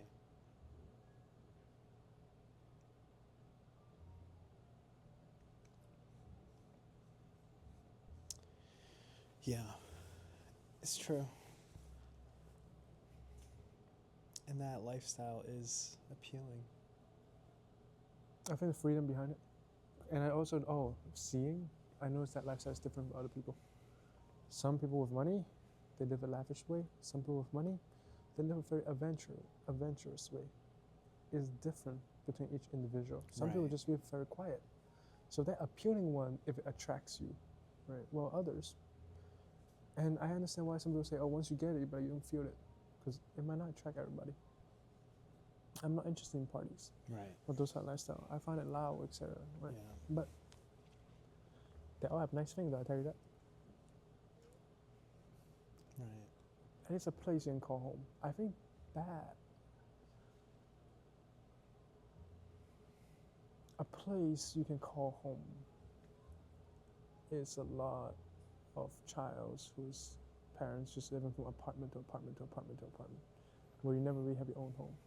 Or you pay a mortgage, but the home is a little ghetto. Yeah. It's a little ghetto. Right. So you want to call it home, but it's not really home. Right? Yeah. Because I don't want this to be my home. Right. So you don't even have a home to say you can go back to. You go back to, but this place is not a comfort place. Right. It's a place of haunting. Right. It's here. It brings out the worst of you. Right. Right? So it's like, then now it's time to run. Go from places to places to places, right? And I sometimes look at the lifestyle, it's not necessarily the style itself, it's just to have enough resource and freedom to say, I have hope. Right. That somebody, someplace, you're just going to. You ask me, Andy, you've been traveling all around. I don't know where home is. I think that's one of the consequences of it. I don't know where it is. There's no place to go back in and just leave my luggage and sit down and be like, yeah. It's always me with a luggage and two things. Sometimes I ask, is this worth it? This is worth it. I don't know. Well, I think the answer to that question is your age. Let me tell you, I think it's going to be more worth it now than ever. And as you get older, the answer to that, maybe in 1 year it won't be. It might change. But right now, it might be the most ever worth than you'll ever get in your life. Right. So, yeah. Right.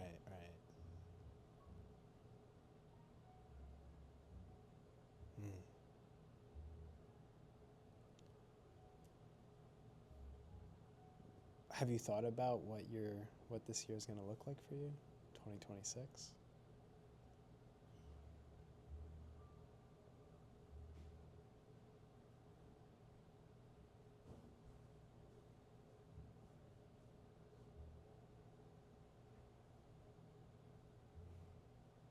not the grand scheme, just the year of like, once it's 2027, you're like, that was a good year. I thought I did. Right now, it's hard for me to see it. Right. I thought I did. Right now, it's hard for me to see next week. That's the reality. That sucks. That's the reality. No. The concept is there are path, opportunities show up. I can see it. Like, I can envision based on my action which path and which thing is goal. But to have any one of them land and be like, oh, this is the one. Right. You know, that's a bit more difficult right now. Right. The directions. The good news is I don't think it can go lower than here. I think it reaches spot where it's low. It's low enough right now. It's low enough right now. I'm with winter. Right. There's gonna be a storm here real quick. My spot. Okay, so I'm gonna tough it up. Yeah. But when spring comes, it's really gonna be spring like me. Right. So, I'm excited. I'll tell you that I'm excited for it. You're excited for it. I'm excited because I asked God for this. Mm-hmm. That's something I noticed. I say I want something other people don't have. I want stories that is out of a fantasy book. I wrote it in my college essay. I want something that when people look at it and be like, wow, almost like a fiction story, but it's nonfiction. I said, I know it's going to be difficult. I know it's going to be pain. I would take it. Yeah. I say I would take it. Every day he remind me of it. Every day he remind me of it. When I'm not in part, he's like, you asked for it, buddy? And I'm like, oh, fuck it, give me a break. It's like, no, I asked him for a break. Yeah. And I got a phone call.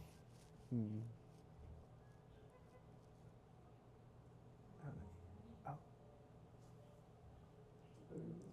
He don't let you catch a breathe. Yeah. But it built calluses of your mind. Right.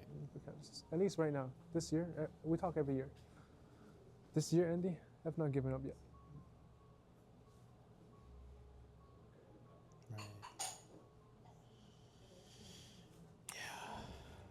I tried it in 2023. I'm gonna try again.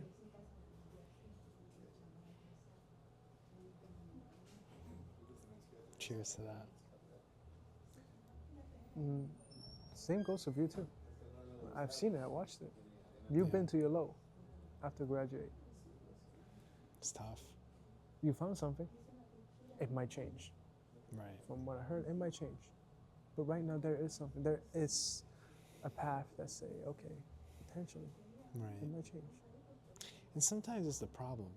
I think it's part of our problems too. We're good at a lot of things. There's a lot of things, I think if we just, it could be anything. It really could. It's almost like the problem of too many pathways, and I think picking the one, I think that's almost, because you could be good at it all. I think like, you know, I think at a certain point you could climb whatever ladder of whatever thing, of whatever domain or marketplace or whatever. It's like, but finding the best one out of all those, because all of them suck a little bit. You know what I wish right now? I wish it get a little bit worse. Hear me out. I wish, like right now my situations, I hope in the next week it get just a little bit worse. Why? Bad enough for me to take off the jacket of a scholar. Right. What does that mean? Intelligence-wise, it's there. Right. But it's the idea of, oh, you went to such a good school, you've done such a good thing. Like, to put your face down and do this, are you willing to embarrass yourself It's not even about doing things. There's no such thing loneliness, right? You every time you go watch this shit, I watch this shit. It's not about what you do, but more about the embarrassment of face. I wish, actually, it might have got to that point almost. Bad enough to a point where I don't care about embarrassment anymore. And I just do it. I'm so down real. bad. That's so I don't care. real. I always made this jokes. I say, if anybody ever blackmail me naked and send it to my parents, I'll tell them, I say, thank you. Because you have done the hardest part for me already, which is my parents seeing me naked. Right. And if I want to start OnlyFans, there's no limitation. That's it. I'll just go. Right? If you blackmail me of embarrassment, they do you a solid favor. Right. It's the lowest you can be. It's the lowest you can be. Everybody already got a negative opinion. Right. Here on out. That's it. Right? I'll start OnlyFans ASAP. Yeah, right. ASAP. Not that have content. But Yeah. You get what I mean. It's already happened. We're in the business. Right? Yeah, the worst things happen. Sometimes How bad can it get? How bad? You care the most about people that know you, right? And all this thing, like, and oh, you're sort of an image. Yeah. Break it down. Just break it down. Right. And I truly believe we can pull that mask out of our face. There's a lot of things you can do. Right. Think about it after you get your MD, or potentially on your way to getting your MD. It's gonna be hard to tell people that, oh, I'll give up my MD to pursue something. Right. That's a tough conversation. Right. Everybody gonna judge. Yeah. I'm getting that here voice right now. Did you get a master from Harvard? Yeah. What are you doing with it? And I'm like, Right. the noise Right. you get. Yeah. But you also get to see who's really on your side for you. You get to see it. That is true. You get to see it. Nothing wrong with it. Nothing wrong with it. But you get to see it. Yeah, I do agree. The people. Yeah. It's the people who care for you. But it's not that baseline care. It's the people who truly care for you. They're the ones who don't judge. Yeah, we all judge a little bit. It's but we not want that, the best for you. Right. Exactly. You know what? I wouldn't mind people judging of people that actually know me and say, you're better than this. Why are you doing this? Right. Sometimes they might be right. Right. Sometimes you gotta hear it. That's also why I feel like it's important to know yourself. Know yourself enough to able to hear that when they're right and when they're not right. Because you can make a very good convincing point of why you should do MD. Right. Versus another person make a very good convincing point why you shouldn't do MD. But the end is only if you don't know yourself enough, you'll be swayed too easily. Right. To make the right decision. So some judgment are good, but only if they're coming from a point of, I know you, and this is what you would do. Yeah. And right now you're going away from the path of you. That's what I meant when you know who really cares you for you. Yeah. Right. I do agree with that sentiment. The fact that it could get a little more worse. There's nothing like when your back's against the wall, bro. There's nothing like it. Everybody know. Yeah. There's nothing like it. When you get a little more worse, it exposes a little more of the desperation, the fight or flight. What are you gonna do? And I do think in some cases, if there's no skin in the game, if there's no consequence, if you're not at risk of something, sometimes nothing happens. You need to be in a position where there's no excuse and it's like you're gonna fucking lose. So you better lock in. Right? There's nothing like that, bro. There's nothing like that feeling where it's like, because then it's not even about what you want or how you feel. It's like almost a rewiring of your brain, and you start to think like, it's a lot easier to make. I think once you're in those kind of positions, it's a lot easier to make justifications and to see what needs to be done more clearly. Because I do think that the comfort, I do think that the not reminding yourself of it and something not creeping up from the back, I think without those two things, very minimal movement. And I think just wanting it is not enough. It's not enough. Because you need something behind you to be etching. And I think... almost like a sense of urgency. Right. Just creeping up. Right. You committed now. Right. It's like you let the rat in the maze, you put a cat in there. Just like in business. Like it was going to find the exit. If the person can't deal with the consequences with you, don't let them make the decisions. Right. They have there's no skin in the game. Right. They have no skin in the game. You need, it needs to be something. Like I think that's the best, one of the great motivating factors of why people end up where they are. You put a man with 3 kids for no reason, all of a sudden you get that I'm pregnant text, bro. Fuck, dog. Watch that man go to work, bro. You'll see shit you've never seen before. I swear, bro. That's what I think. That's what I think, bro. That's a new type of love. But they'll find their way. But I think that's that's the joke. But I think it is true to some degree. When your back's against the wall, it unlocks something that I think it's true.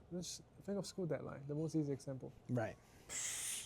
The 2 hours before Get that deadline. shit done. My essay, 30 minutes before deadline. Right. 11:30. I remember. Right. I don't even know 800 word. Right. Clean out. Right. A-. I don't even know how. Right. So it's right. Under pressure. Right. It's true. I'm excited for the year of 26. I'm excited too. I look for it. I'm at a stage where I don't hate life.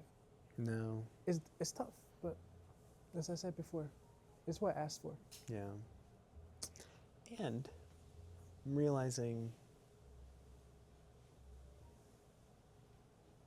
that you can't, it's like every stage of my life, I get to a point, I'm like, I made it.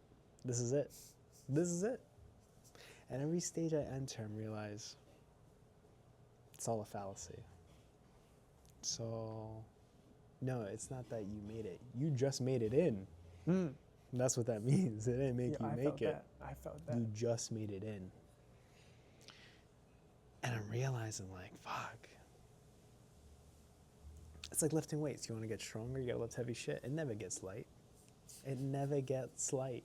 You're always lifting heavy shit, bro. It's always gotta be heavy. And it's like life, bro. It's like every time you get into the next chapter, for certain people that are like, outside of the people who are in that position where they can be like that, at the very pinnacle, it's like vast majority, and even my reality, it's like, nah, I'm at the bottom. You know what's interesting? Everybody has its own problem. I met world champions in BJJ. Really? World champions. And I talked to them. UFC BJJ also. I met winners. Right. They think the same way? They got problems that you wouldn't imagine they have. Yeah. You say, oh yeah, glories. Oh yeah, world champion. Blah, blah, blah, blah. Yeah. I got credit card problems. Damn. I got family problems. The business, I need them. Blah, blah, blah. But you're a champion. What do you mean you got these problems? You got to this point, like, you're good. Right. What are you talking about? You made it. Right. But no, you hear it, and you're like, whoa. That came back to back. I know money is important for facts. Right. I know dream is one thing, money is important. Hold on a second, right? Right. But sometimes, but also around these champions, different mindset. Right. Like, fierce. They practice, they go with it. The mindset, the cycle, to get to that level of any sport or any type of achievement, anything. the dedication you put in. But just to understand that's not everything about life. Right. Because the reality still hit. Right. Whoa, I'm like, oh, damn. All right. They got the passion part. Yeah. But then the survival part is hitting in. I'm like, yo, hold on. Right. These UFC guys, they get paid, but they don't get paid. Right. I walk in, how much you make? 25K for the last fight? Oh, okay. 25K? What do you mean 25K? I know it's 25K in 30 minutes, but right. Hey, your face look kind of rough. Right. What's going on? You know, but still. Right. But different mentality, beast mode mentality. I look at him. I saw David Goggins running. You see him run now? It's the saddest thing to see, bro. What was it? Oh my God, you could tell that. Oh, he got to live up to it. He got to live up to it, but you admire it, but he runs differently. You ever notice that? You ever look at the way he runs? Look at the way that he runs. Just whatever in your free time. I'm not running, but you run. I know you run. Yeah. But just look at the way his knees look. Look at all the surgeries, all the things for the pursuit of greatness and the sacrifice. They give up. They have to give up many different things for it. Right. Anything that's great. Right. You do. There's no. And sometimes the people that give up will make a great achievement, they don't even get the reward they deserve. Right. He wrote a book, so yeah, things financially it goes well. Right. But a lot of people doesn't. And when I noticed that, I'm like. He trained that UFC fighter. That shit got motherfucker lost. He lost? I thought he won. No, that guy that he trained, he's like, this David Goggins. And then there's this guy who was falling off. I don't know if he was MMA or UFC, but he was a fighter, and he enlisted David Goggins to be a trainer. This guy's puking during training because David Goggins trains hard. There's no doubt about it. But as soon as he got in that ring, bro was dusted. Like, he was okay, but it just didn't translate, you know. But regardless, things happen. But yeah, you're right. But I noticed so just passion won't cut it. It needs some money behind it. I don't know. It needs some money behind it. You need to survive. It needs to survive. I'm looking at the nice car and the things and the business. I'm like, how things going? Nah, I'm in debt. Right. You don't know. You don't understand, bro. I'm telling you, I would have gone into STEM. I would have gone to psych. I went to China, right? I'm working in factories, so I do some financial consulting. I go in the back end, take a look at what's going on here. I'm trying to give my 2 cents in there. I look at the paperwork. I look at the statement. I look at the family statement. I'm like, buddy, you don't got cash. Yeah. You look good on paper. Yeah. Your son driving a BMW, blah. You don't got cash. You're stressed. I can tell you're stressed. I'm looking at numbers. Something about this financial model. Looking at this number. This thing's going down. You got it, but I'm like, yeah, you're a company owner, but the company, something's not going right. Something's not going to be. It's not self-sustaining. So I'm like, oh, okay. I said, yeah. So there's 2 parts of life. You got the passion, the survival part. It's big. It's big. It's big. It's big. Yeah. They don't care about this human game thing. It's big. Yeah. Right. So which one would you rather? Ideally, you want to pick both. You want to hit right down the fucking middle. Because it's tough. If it's all about the passion and you're just barely surviving, that's tough. If you're making, it's a little less tough if you're making all the money. It's a good problem to have. It's a good problem to have. Well, if your Compton lifestyle, it's not. But it's a good problem to have. Right, I look at it like you took this, it works. Right. But sometimes that Compton lifestyle, I'm like, it's a good problem to have. Yeah, you just want to shoot right through the fucking middle. Don't miss. And then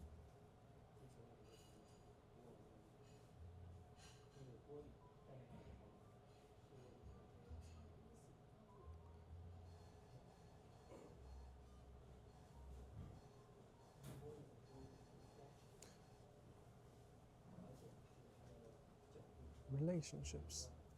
I think it's also a pillar in life. It is a bit difficult. Not difficult, but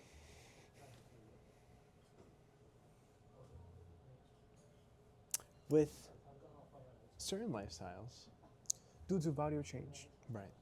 If you evolve a bit too quick, I got news for you. Right. You better hope your partner is evolving that quick too. Right. If you're changing every 2 months you're a new man. Every 2 months you're a new ideology. Boom, boom, your view change. When you met, your view aligned. Right. That's who you are. Right? Yeah, I understand. That's things are going well. Right. 2 months later, you come back, you learn something new. You change. Right. Who are you? Come back. Oh. To beg the question, are you inconsistent? Or are you just evolving? Right. So we're like, you hear those two things. And that, I think it's difficult to find a partner that is constantly to get the same pace. Right. You could, if you're lucky, you could. It's always I think the joke for men was, you find one on your way up when you're at the very beginning, so you go up together. Or you just don't find any and wait until you're there. Right. Then you'll find one. Right. Because at that point, you're stable, you find one that's already that level. And I'm like, oh, okay. It's kind of by circle. And it's like, unless I say the circle, the environment you are matters a lot. Because the quality of people based on where you surround, the different type of mindset, does it understand the level of change, the family background, and how the family raised you. The way you're saying, right? Right? You speak it fast. You know, the world is interesting. When it doesn't work out, eventually, it'll eliminate for you. It will. Right. Your heart. It'll eliminate it and be like, I know you're trying to make it work. You're trying to force it to work. It'll eliminate it for you. You get to, it's rather eliminate it passively or you do it actively. It's one or two. Yeah. Whether or not it worked, you know since day one. Right. I'll be honest with you. Right. Whether or not it worked, you know since day one. Mm-hmm. When that feeling hit, you'd be like, maybe not. Trust me, that feeling is not wrong. You convince yourself. Yeah. So it's rather you're going to do it actively or you passively. drag it out until passively it hit. Yeah. And that passively, for some people, might be after the kid. Yeah. You might, we live in generations. I mean, our previous generation is really good at dragging out. Right. They're really good. And Our generation ain't. some, Yeah, the previous generations, bro, they could hate each other. They'll keep it going forever. for the rest of their life. For the rest of their life. They're great, but they can find love in it. Right. So just sacrifice a part of themselves. Right. If you're willing to, Right. you make change. Yeah. Right. You go for a lot of people is the way I see it. There's a word in Chinese called 磨合. It's like you're grinding against two stones, grinding until it becomes smooth and it comes together. Right. So most people don't get for the grinding part. Yeah. It's after the part you've done grinding, then everything works out. Because I understand her, you understand you, and you make all the compensation. Right. What's that? Compensations? Yeah. For each other. And it's like, the whole idea is just finding one that willing to go for a grind. And if you're able to find one that is not as rough, not as weird of a shapes, that is just a little grinding. And it's tough. Because if I'm a circle and there's a triangle, oof, it's going to be rough. And it's tough There's with a lot of grinding. It's tough because it's the worldview and it's the perception of the world has to co-align with your partner. And Your I value think- base, your value view, Right. your worldview. Your worldview, your value view. It has to co-align because entrepreneurially, if you have two CEOs who have different things, or like, two head executives, that, I mean, how far is that going to go? And I think for most people, relationships is in sorts entrepreneurial. And I think a lot of people are not always good in that sense. And I think it's one of those things where if you're not a team, it's going to devolve. And it's hard when you do see more because there's a value system connected, I think, to both of them. This goes also not just romantic relationship, partnership, business partnership, friendships. Right. It also comes. Right. Comes and goes. Right. Not everybody's a match. Right. I think there was I learned this the hard way, understanding of even in business. We learned it the hard way. We learned it the hard way. Right. Good friends, sure, everything. If the value base doesn't match, and you're not comfortable around this person, can't. Right. It won't work. The ship. I told you, whether or not it work, they want that tick. Right. You know. It's just whether you want to do it actively or do it passively. Right. The And ship just sinks. Passive, a lot of pain. Right. You're gonna comfort passively. Right. Because you want to try to save it. You want to try to be the nice person. You want to try to save it. Yeah, you depend, bro. You can poke a little hole in the ship, or you gonna fucking kick a hole in the middle of it. You know? But it is true. It is true amongst all people, and I think that with like partnerships and both relationships, it's the same way. It's all obviously the internal aspects of that are a little bit different between a man and a woman versus a man and a man, but they work very similarly. And I think, it's tough because as you get older, things become more different. We're no longer in the same subsystem or social system of the world. We're no longer in school together. There's no infrastructure. Everyone's their own person experiencing their own things. It all changes. There's a psychologist coming up. But it's true. Everyone experiences different things, man. I mean, I'm not, the things that tie you slowly become not necessarily less meaningful, but it becomes less valuable, I think, as you grow older. And sometimes you develop systems. And even a system might not be working. Right. You don't want to deal with the pain of breaking the systems. Right. Because now you have to readopt, relearn, re-experience, recreate. Right. It's like, oh.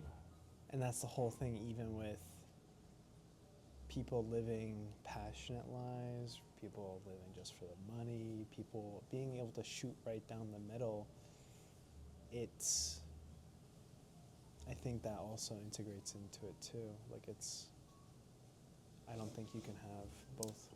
This is something I learned about in business. I think it works in relationships too.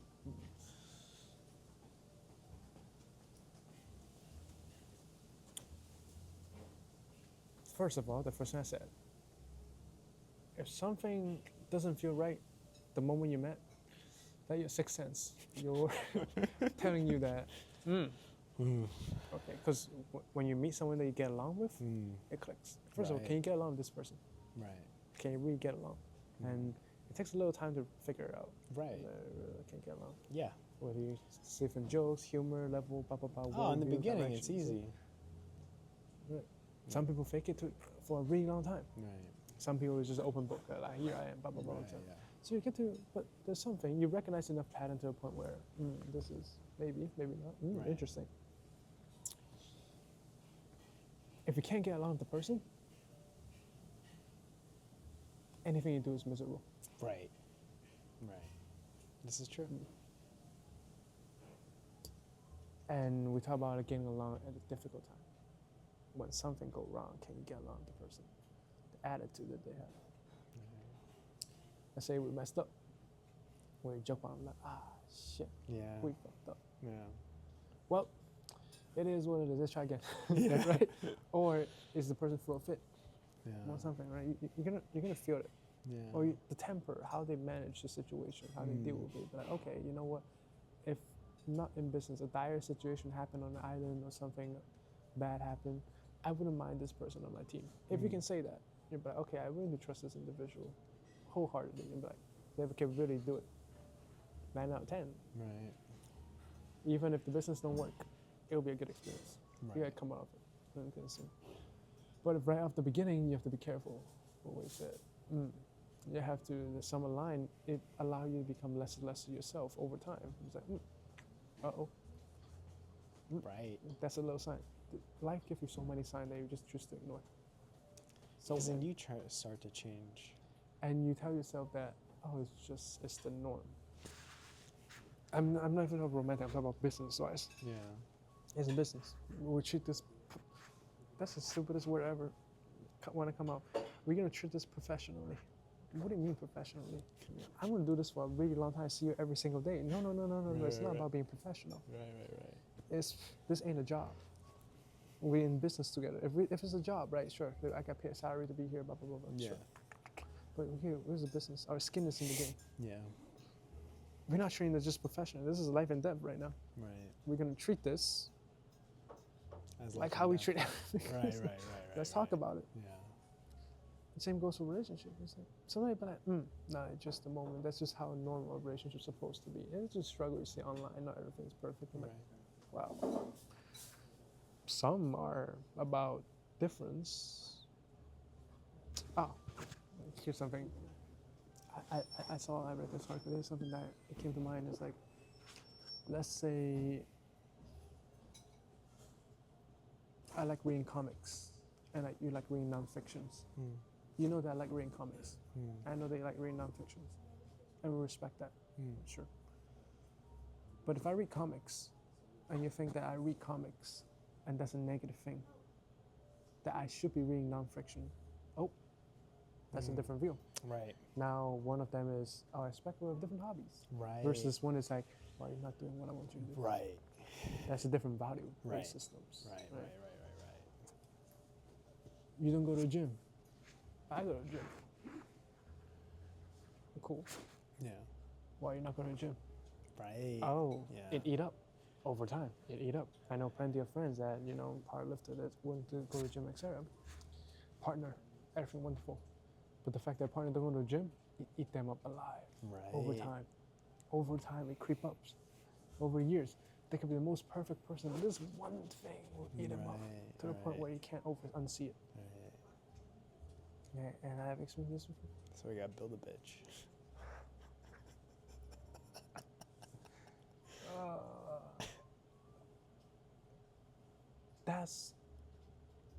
And be careful when you're building somebody. Be careful, would or not. Because the other person is also building you too. Right. It goes back and forth. Because I'm saying with wisdom where it's normal trying to build your partner to your liking. Yeah. That would be normal. And the thing that I figure out is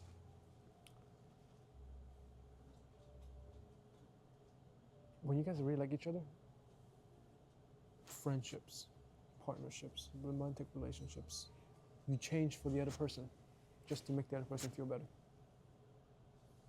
I'm not talking about change who you are, but their behavior, little things. Let's say I know you like ketchups. Well, we eat out, carry on the ketchups a little bit. Little things like that where you change and force.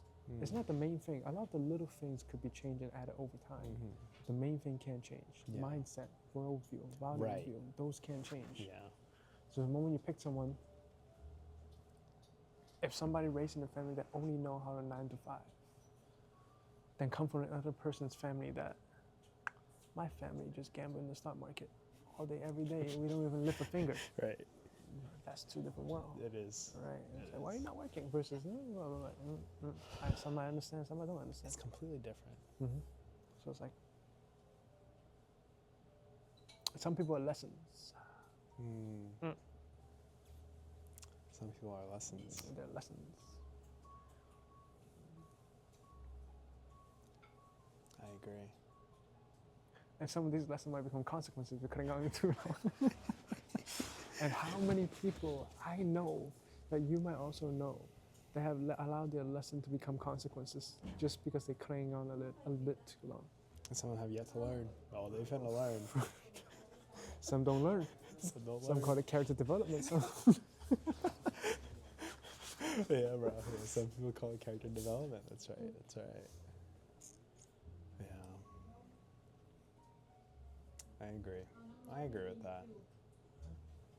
It's interesting seeing how we kind of go through the world and experience it in different ways and somewhat come to similar thematic ideas of understanding, you know. Differences, but thematically aligned. I think it's interesting. It's an honor, you know. It's cool to live that journey and see it as time progresses. And at this very moment, our world exists at the same frequency right now, because I'm looking at you. tomorrow. Two very different story, two very different perspective. Right. And two very, actually not even tomorrow, just tonight. Right. Two different experiences. Two very different experience. And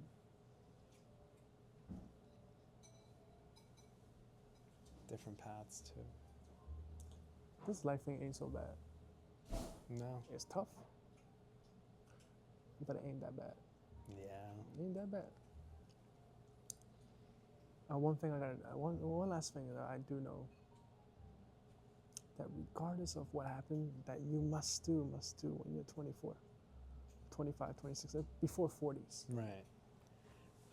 Just for once, at any moment, get a good ass body and take a good ass photos. Right. Until today, the photo that I'm most proud of my body was still at 17 years old. You saw those abs, right? Came out, and I'm like, I can't let 17-year-old me Be the peak. Be the peak. That can't be it, bro. I know I'm stronger, faster, everything's better. Right. But in terms of look, aesthetically, it's important. yo, that kid got me beat. I'm like, oh, I can't let him. I refuse. If you look into those GLP-1s, you kids are talking about that. But they do God's work, that's what I hear. I can't look back, I'm like, No. I ain't about to let that happen. Right. If you ask me 2026 is one thing I know, I haven't seen this, but no, I know I've been saying this for many years, but can't let that beat me. Right. I'm looking at it. If other things are like, oh, you can't figure out, not tangible, this one, we know is tangible. The formula and everything, you know how to do it. It's we were there. You know how to do it. You were there. Right. So, go get it. It's like, she's like, you're right. No, hold on. Something's not right. Something's not right. Right. Yeah, that's also my thing for the end of the year. Don't let your past peak you. Right. Your present has to be the peak, unless you're like over a certain age where it's biologically impossible. Right. Or your values change, bro. Yeah, you're 40, you got kids. You're not gonna be, it's gonna be different. But right now, don't let it peak over you. I've seen people from high school and different things racing around. I'm like, you peaked it. You peaked it. Yeah. Okay, what happened? That's what I want to do on the thing. Or like part of one of my ideas was like, I was gonna document the changes to my body of adding marathon training and progressing. Is it working? It's the fistula surgeries. Oh, I need another one. I got another one. It came back. Wait, is it this is the second time Fifth. it came back? Yeah. Bro, Nah, you gotta sue, dog. You gotta sue. Something's up, bro. Yeah, in China? But how long was it good for? Like you were chill? No, I was chill for November last year. But like for like a year? Like nothing happened, everything good, it was back to normal? November last, no, not November, no. Oh, no, April last year. April, what? Not even a year. Not even a year. Like, ooh, yeah. It was right before my graduation, I remember now. You do an MRI? Oh, in China, you don't need to MRI. They just do ultrasound. Oh, really? And they found it in ultrasound. Oh, damn. I'm like, you could have done that for easy. Really? Why need a whole MRI for? I pay $125 copay every time. No, $250 or something. Really? Copay MRI every single time. I did an MRI, dude. Those things are scary. Did you ever put a needle? Yeah, they put the needle. You lay down, bro. As soon as you get in there, the machine. MRI doesn't need needles. But for this one, they need to inject something. Yeah, they inject the solution. Hold your breath. Yeah. It depends whether or not they, what it called. Do they get you one time? Oh, you're lucky.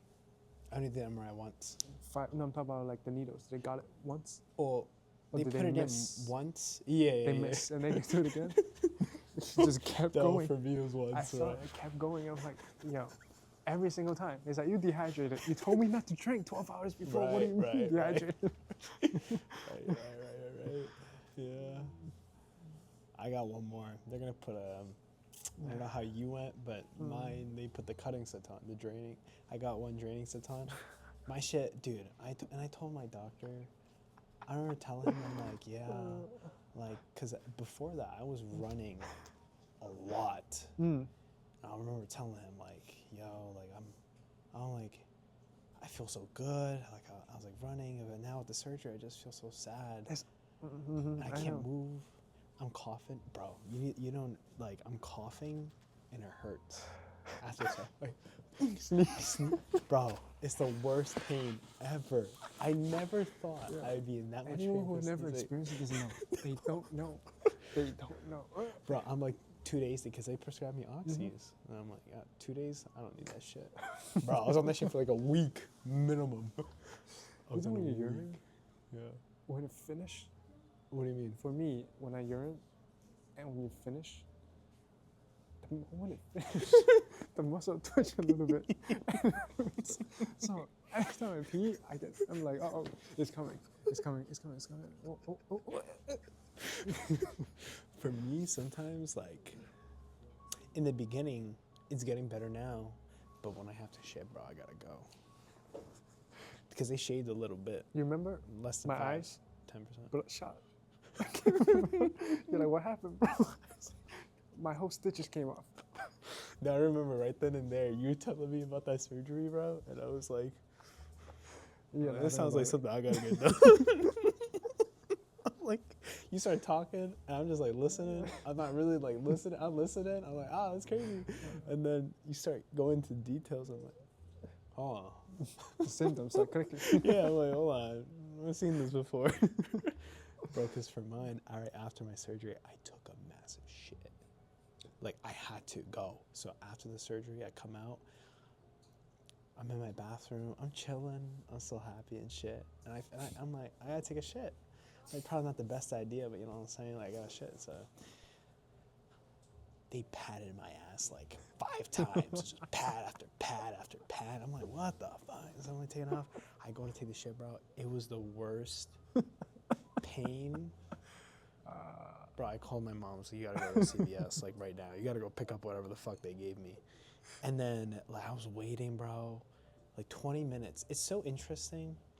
Even when I'm running, I do these, like, running. I have this app called Runna. I don't know if you've ever seen the ads, but it's like a personal trainer program. So it gives you the days of the week.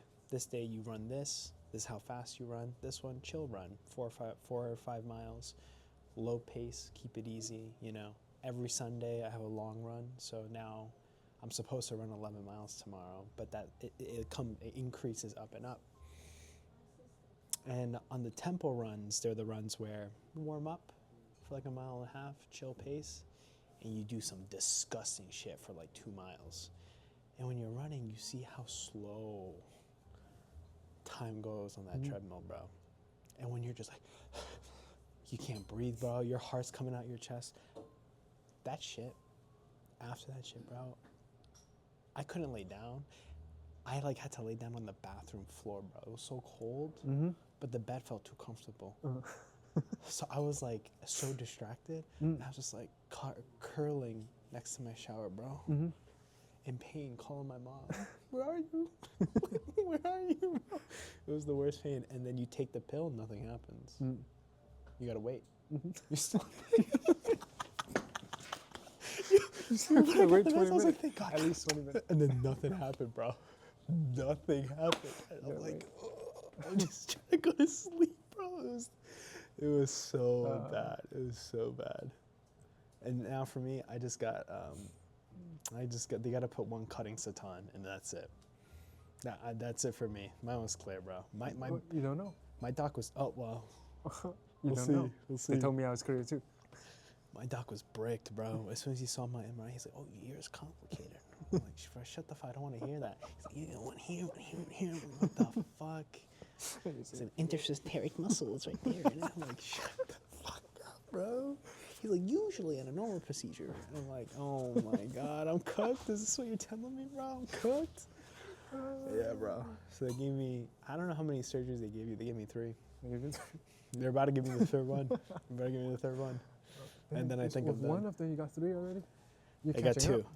I got 2 so far. And then the last one is the third one. The first one, they just checking out what's going on there. They put draining sitons. Second one, they reopened me. Put a cutting siton on one of them. The MRI. And the last one. Hopefully. I'm praying, bro. I'm praying. It's going to be the last one. I'm praying. Hopefully.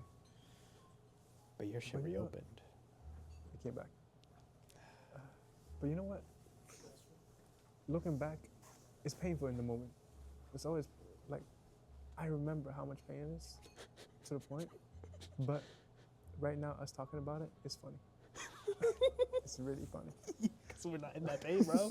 Bro, it's all laughs and jokes until you're dying. Until in that moment, it's tragic.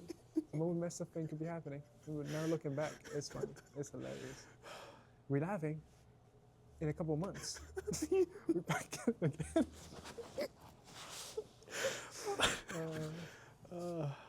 Bro. It's so bad. So if reopen, do you know what they got to do? Straighten it out. Oh, the surgery? The surgery. Just cut it open. That's it. Damn. A small one. Oh, not a big one. 0.09 millimeter. Oh, that's small. Small. Thank God it's small. It didn't even go all the way. No, 0.09 millimeter. You just gotta take that piece out. So probably a much faster healing process. Damn, we just got unlucky. Because people who have like Crohn's disease, this is chronic for them, I hear. We don't got Crohn's disease. Not that I know of. Right, not that I know of. Right. Yeah. Damn. I got a cotton ball in my ass as we speak. Do you remember one time the doc? No, I never got that. Your case is complicated. Mine. You never had to put gauze? No. Nothing? Oh, gauze, yeah. Right. So I was using gauze. And then I guess my doc was like, you should try cotton balls instead. Produce less agitation. So like, all right. So I bought these large cotton balls. Just put one in there. Mine wasn't never that serious. Yeah, mine was serious, bro. I had to buy a Perry bottle. I didn't even know what a Perry bottle was. You know what a Perry bottle is? Now you know. Now you know. Yeah. I had to get one of those. It was, holy shit. The first CVS I went to didn't have a Perry bottle. So I bought one of those, like, you know, those Mille saline solution, but like it gets all over your hand. It's so gross, bro. So then, as soon as you see the Perry bottle, you're like, this is a genius made this, bro. A genius made this, bro. This is crazy. That's right, when there's a demand. Right. This is why there's a fucking demand, bro. That's why. Whoever made this shit's a fucking genius. It's just a fucking, you know. When you're desperate now, you pay for anything. You really do. You really do, bro. You really do. Yeah. People that say your product don't sell, you're not solving big enough a problem. Because when it's desperate, we buy anything. Oh my God. You tell me it works. When you need it. You need it. You need it, bro. Jeez. Yeah, bro. So then after that, then I think I'll be done. I signed up for a marathon, when I can't. It's for May, but then I'll have my surgery. Yeah, I'll have my surgery. So I'm going to do it. 2026. You can't refund. You don't really refund. How much is a marathon? It's like 100 and something. 120. But that's just expensive. I didn't realize. Running's expensive. The Boston Marathon? No, this is just, you have to qualify for that. No, not just anyone can run it. So I have to do good on this one, but they're like, you can't refund, but you can try next year. I'm like, all right. Motherfucker, all right. Okay. Where you spend that money? That's what you're spending. It's like a down payment. You'll never get it again. I'm like, all right, fuck, all right, shit. So we'll see. But yeah, that's what I want to do. I want to post those pictures, and I want to try to get my Instagram to build a following. I want to try YouTube too. You're going to try social media? I'm going to try to make the account and post content and videos in short formats. Because I think on maybe YouTube Shorts, I was thinking maybe on like Instagram Reels. But the issue about YouTube and long formatted videos is like I don't know if if it's a 10-minute, that's a long time, bro. 10-minute video, like there has to be a message in the video. With a short clip, just put it up there. It could be like a message, but there's only so much time, you know? So it's a safer window. It's an easier window. With 20-minute video, 10-minute video, you gotta have a production team. Or not a production team, but at least someone holding the camera for you. I think social media, every company need it. Every people who want to be seen or make the largest amount of impact possible, surprisingly, can benefit from it. Right. Double-edged sword. Double-edged sword. You can live a life of quiet, hidden, by having no social media and anything. Come with the consequences. Right. Comes with huge consequences. Right. But for some, because there's opportunity there. The consequence is opportunity cost of not doing it. Right. So it eliminate all that possibility by putting it on other things. I agree with that. If you don't. I can see why the wealthy don't need to use it or want to stay off it. Plus the opportunity cost that it gives, it's not that much. It's not a great incentive. Right. But for most people, I think there's some value, more than they think, to it. More than they understand. You can communicate to many different individuals around the world. And who knows, you might find someone like-minded. Right. It's true. And I've done this for companies. I've never done it for myself, but I've done it for other companies. I post different message, and you get to see making an official company account, how people get related to certain thing that you're like, oh, human being actually care. Right. In other part of the world. And you start seeing it a little more different because you're like, oh, I post this general conversation. Even though it's something that I thought I would never do, I'm like, oh, I don't care, blah, blah, blah, blah, blah, blah. But to your surprise, there are people out there that do care. And social media there could be people in China. Is it people in China like that? I heard they cut TikTok out, so it's just education and. Oh well, there it is still. It's not just education. China, TikTok, long form video perform really well in China, TikTok. Yeah, it is a bit less of entertainment base and less is high quality entertainment. Like K-pop or some shit? No, there's no K-pop on it. I haven't seen K-pop in China for a long time. They banned that for a while now. Yeah. Why they ban it again? Yeah, we did some shit. The relationship between the two countries not the best. Right. But it might go back a bit better. Yeah, my guy took a selfie with your guy. Yeah, true. Samsung also went over there. Right. They're trying to reopen the trade and everything. Right. And but there are kids in Central America, Latin America, Middle East, Europe. Sometimes you never know who saw it and who viewed it. And the idea is crazy that you remember saying something. At least me as a kid, right? I'm in a bedroom apartment, 16 years old, suddenly watching a business video of a billionaire, or watching a random video that got not that much view, or just a dad talking, of teaching how to tie a tie. And that video was only 102 views. Right. But I learned how to tie a tie. And that person's like halfway across the world, not Oregon. And they never know. You'll be surprised who will see it sometime when it comes up. And it could be beauty. Right. They also, from psychological standpoint, reward extreme content because people engage. And tends to reward people that doesn't really provide much. But I think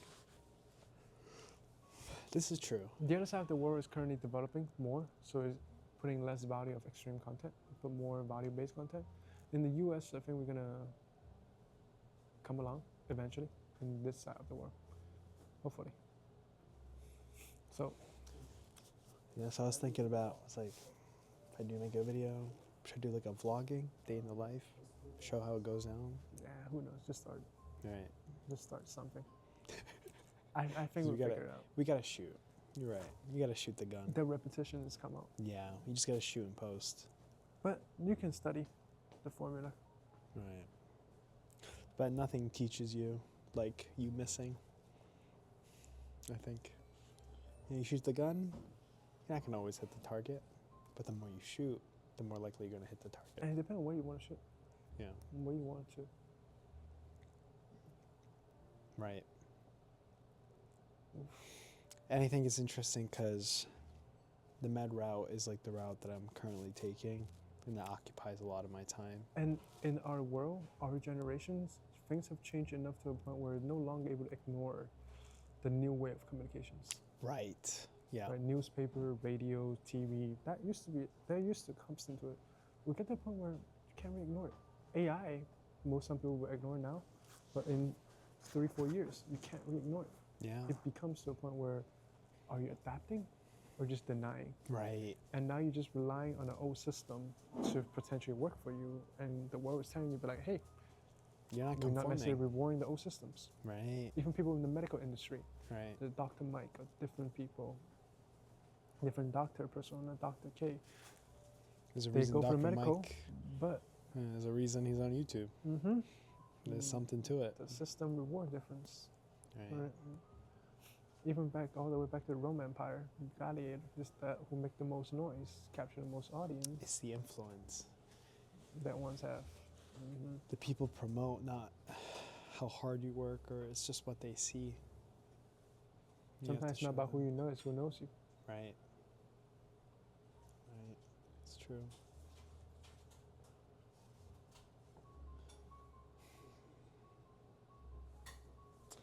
Let's get out of here. Gotta go. I want to go to, you don't have to use the bathroom or anything?